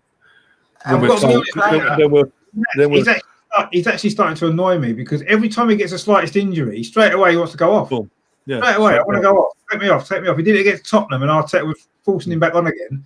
The other day against Aston Villa, literally little injury going off. I want to go off straight away. You know what I mean? He just wants to go straight off. I've never seen players do that. Most players that they don't want to go off at all, even if they're injured, they want to try and stay on. I think it's more because it's more accepted in our league. Obviously, you give it a slight strain, you go down and go whatever. Maybe that's the case, and he's just used to that. And obviously, Premier League is different. And that's got to be drilled out of him quick. Otherwise, he's going to come short. But he's got to toughen himself up actually. Because I think as we were told before after the Wolves game, the week before the Tottenham game, we were told by Arteta Partey's out until mid-January, and then a week later he's in the match day 11 and things like that, and he's hobbling off. It's been mismanaged. It's just bizarre. Yeah, absolutely mismanaged. Yeah. He says, "I suppose you get what you pay for." Basically, yeah. Well, I always said when Arteta was appointed, he weren't my first choice. I was supporting him, but it is the cheap option. Why we got to be a guinea pig to him learning the trade, this, that, and the other, and it comes down to being the cheap option. At the end of the day, as he says, you get what you pay for. Gary also comes back with saying, so 72 million euros. That's Arsenal's go-to number. Colonel says we should get Steve McClaren. Oh my God, Steve McClaren, what's he up to? Tell him he cannot have the job unless he brings in the body. What's he up to now? Does anyone know what he's up to, Steve McClaren? Is he still managing, or is he doing punditry? Maybe probably punditry bit here and there. I don't think he's in management at the moment. Yeah, I had to look and double check. Yeah, that's true. Probably good comment. And then Russ comes along and says, Arsenal's available. What do you guys reckon of the rumours that are bandying around now with Overmars coming in as director of football? Reckon that could happen? Yeah, I wouldn't be against it either because, as I said on when he announced he was leaving at the end of the season, leaving Ajax end of the season and moving on to a new project, this, that, and the other. Arsenal connection. He's a winner. He knows what it is to win, and also in that role, you could argue the most experienced player. And look what he's done at Ajax. Part of Ten Hag's setup has been down to Overmars and Van der Sar. It's been Overmars. He's brought in some. That was going through. They was going through his recruitment, at Ajax and everything. He's what he's brought in at Ajax, and it's really good what he's done at Ajax. Brought in a lot of players that have developed really well and done a really good job. So his recruitment's been very, very good. so you could actually trust him with recruitment. I think as well. You know, it'll be interesting. I think Overmars would, you know, imagine bringing in Bergkamp as a coach. Maybe do. You know what? I'd love Bergkamp to be. I'd love Bergkamp to be the under-23 manager. The under-23 managers, right? Which, if everything works out with his son Mitchell at Watford this next few months, he gets signed up properly in the summer, could happen because literally Watford's next door to us and training ground wise. Yeah. So it could happen. Exactly. I'd love to see Bergkamp as under-23 manager, Overmars as the director of football. I mean, how great would that be? I mean, did you see when Ian Wright did an interview with Dennis Bergkamp or a year or so ago, whenever it was? Bergkamp said at that particular time, he said he'd love to come back to Arsenal, he'd love to come back to England, but his family was settled in Holland at the time. Yeah. Obviously, now he's moved over to England and play for Watford. I think that's opened the door to get Dennis Bergkamp in. Oh, yeah, it brings him closer, doesn't it? That's what I'm saying, yeah. I think that's going to happen. He's already done a lot of coaching at Ajax, and apparently, from what I read, the coaching he did at Ajax, you know, the under, you know, the under 18 level and all that. Apparently, he did very well. Yeah, he's very much respected though when he was at one of the assistants there when who was it? De Boer was the manager, and obviously him and that team stayed on for that next season when De Boer left. But just for whatever reason, it didn't work out, so they sort of took a step back. And as you said, it's because of the reputation these like the Dennis built at the time in their playing career. The players looked up to him and were like, "Okay, we'll play for you." Imagine him coming to Arsenal and what he achieved at Arsenal, coming from when he arrived at us. Obviously, the whole reputation he had that went off into Milan because he weren't being played in his position. The football was crap compared to what he's used to. And then obviously he comes to us 95, 6, 7, 8. Within 3 years, he wins the league title, misses out in the FA Cup because he's injured. 4 years later, wins another league title, wins the FA Cup that year, wins another FA Cup, wins a part of it something unique, and goes an entire league season unbeaten with his team as well, just before the end of his career. And I think it was the last season at Highbury, he had that home game to West Brom, we won 2-1. I think it was 2-1 or 3-1. I think it was 2-1, and Dennis Bergkamp scored. And it was a fan day, and the fans said we want to call it dedicate to Dennis Bergkamp, and he said that's when it's moments like that when you realise how much of an effect you've had on a fan base and as a club. And he said he always be an Arsenal man, an Arsenal fan. And in that interview that Richard mentioned with Ian Wright, he calls his back Garden Highbury. Yeah, I know. Yeah, that's in Holland. Of course, he is. He's Arsenal through and through. He's always said that. And yeah, you've got his memorabilia he has, and all that. Most of it is Arsenal. Obviously, most of his career was at Arsenal, most of it successful at Arsenal. But still, it says a lot about the man himself and where his heart lies, even after all these years. Because obviously, he came for the Ajax. You think you'd You're right. You're dead right. Just seeing what Gary says in the chat there about we've got Garlic as the director of football. Yeah. So I misspoke there. I think there's talk of Overmars as some other kind of director, isn't it? But he would basically be in charge of recruitment, is what I understood. Where Garlic is, he's head of.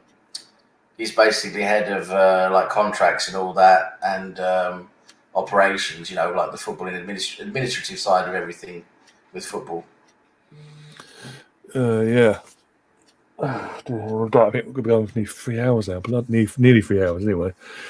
Sort of diverted off the quiz itself afterwards. Yeah, we sort of went on to an Arsenal chat, didn't it? Yeah. So you've got a quiz and a podcast in one. There you go. Yeah. Not many times to do that for you. Value for money. Exactly. Exactly. Oh dear. Richard, where can people find you? Going to wrap things up now. Our champion. Yeah, I'm on YouTube. Obviously, over and over and over again is the channel.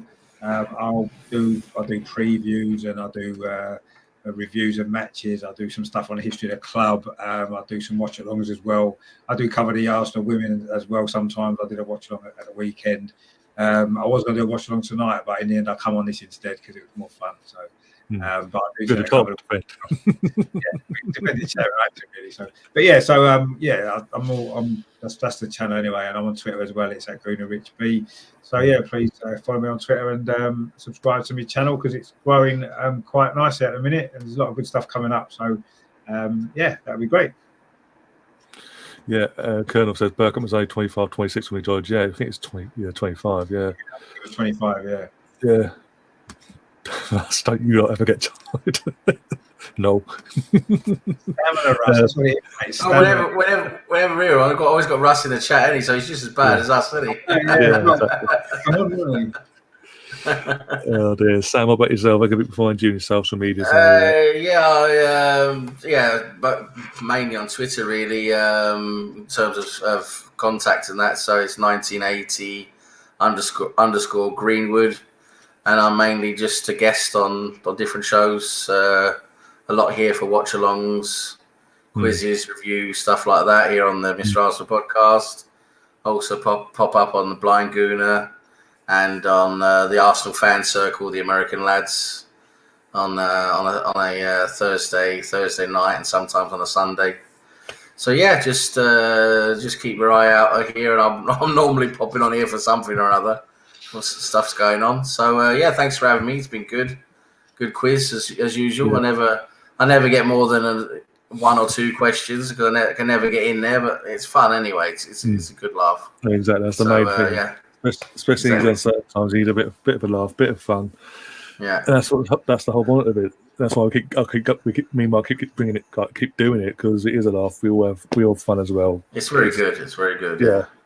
And again, shout out to Mike for putting it all together and putting the hours in because he does put a lot of hours in. I know that for a fact. He days in advance. He's asked. We need to know because he obviously needs to know how many people are on. So is it worth doing the quiz, this, that, and the other? So I know how many hours he's putting into this. So big shout out to him and everyone else that came on as well. As I said, in terms of Arsenal content-wise, the next stream we'll be doing is Sunday. Okay, now get used to that for the next, at least the next month at least. Yeah. A home to Leeds watch along 4:30 kickoff time. So we'll be going live around 4ish. Just go for the teams and everyone's thoughts, this, that, and the other. And Champions, and also because obviously Champions League and European football's coming back next week, so we will be having a Champions League Tuesday, Wednesday. I'll pick one of the matches and do a watch along for that, and obviously the Arsenal on the Thursday. Even though it's in God knows where, basically. And we'll have to do obviously the weekly podcast now as well. Bring them back. Get these quizzes. Make these quizzes a weekly thing as well. And yeah, if you're new to the channel, you've liked this sort of show, you've liked what we've done tonight and all the other stuff I've done, do subscribe, do hit the like button, and as always, up the Arsenal. Come on, you Gunners! Gunners.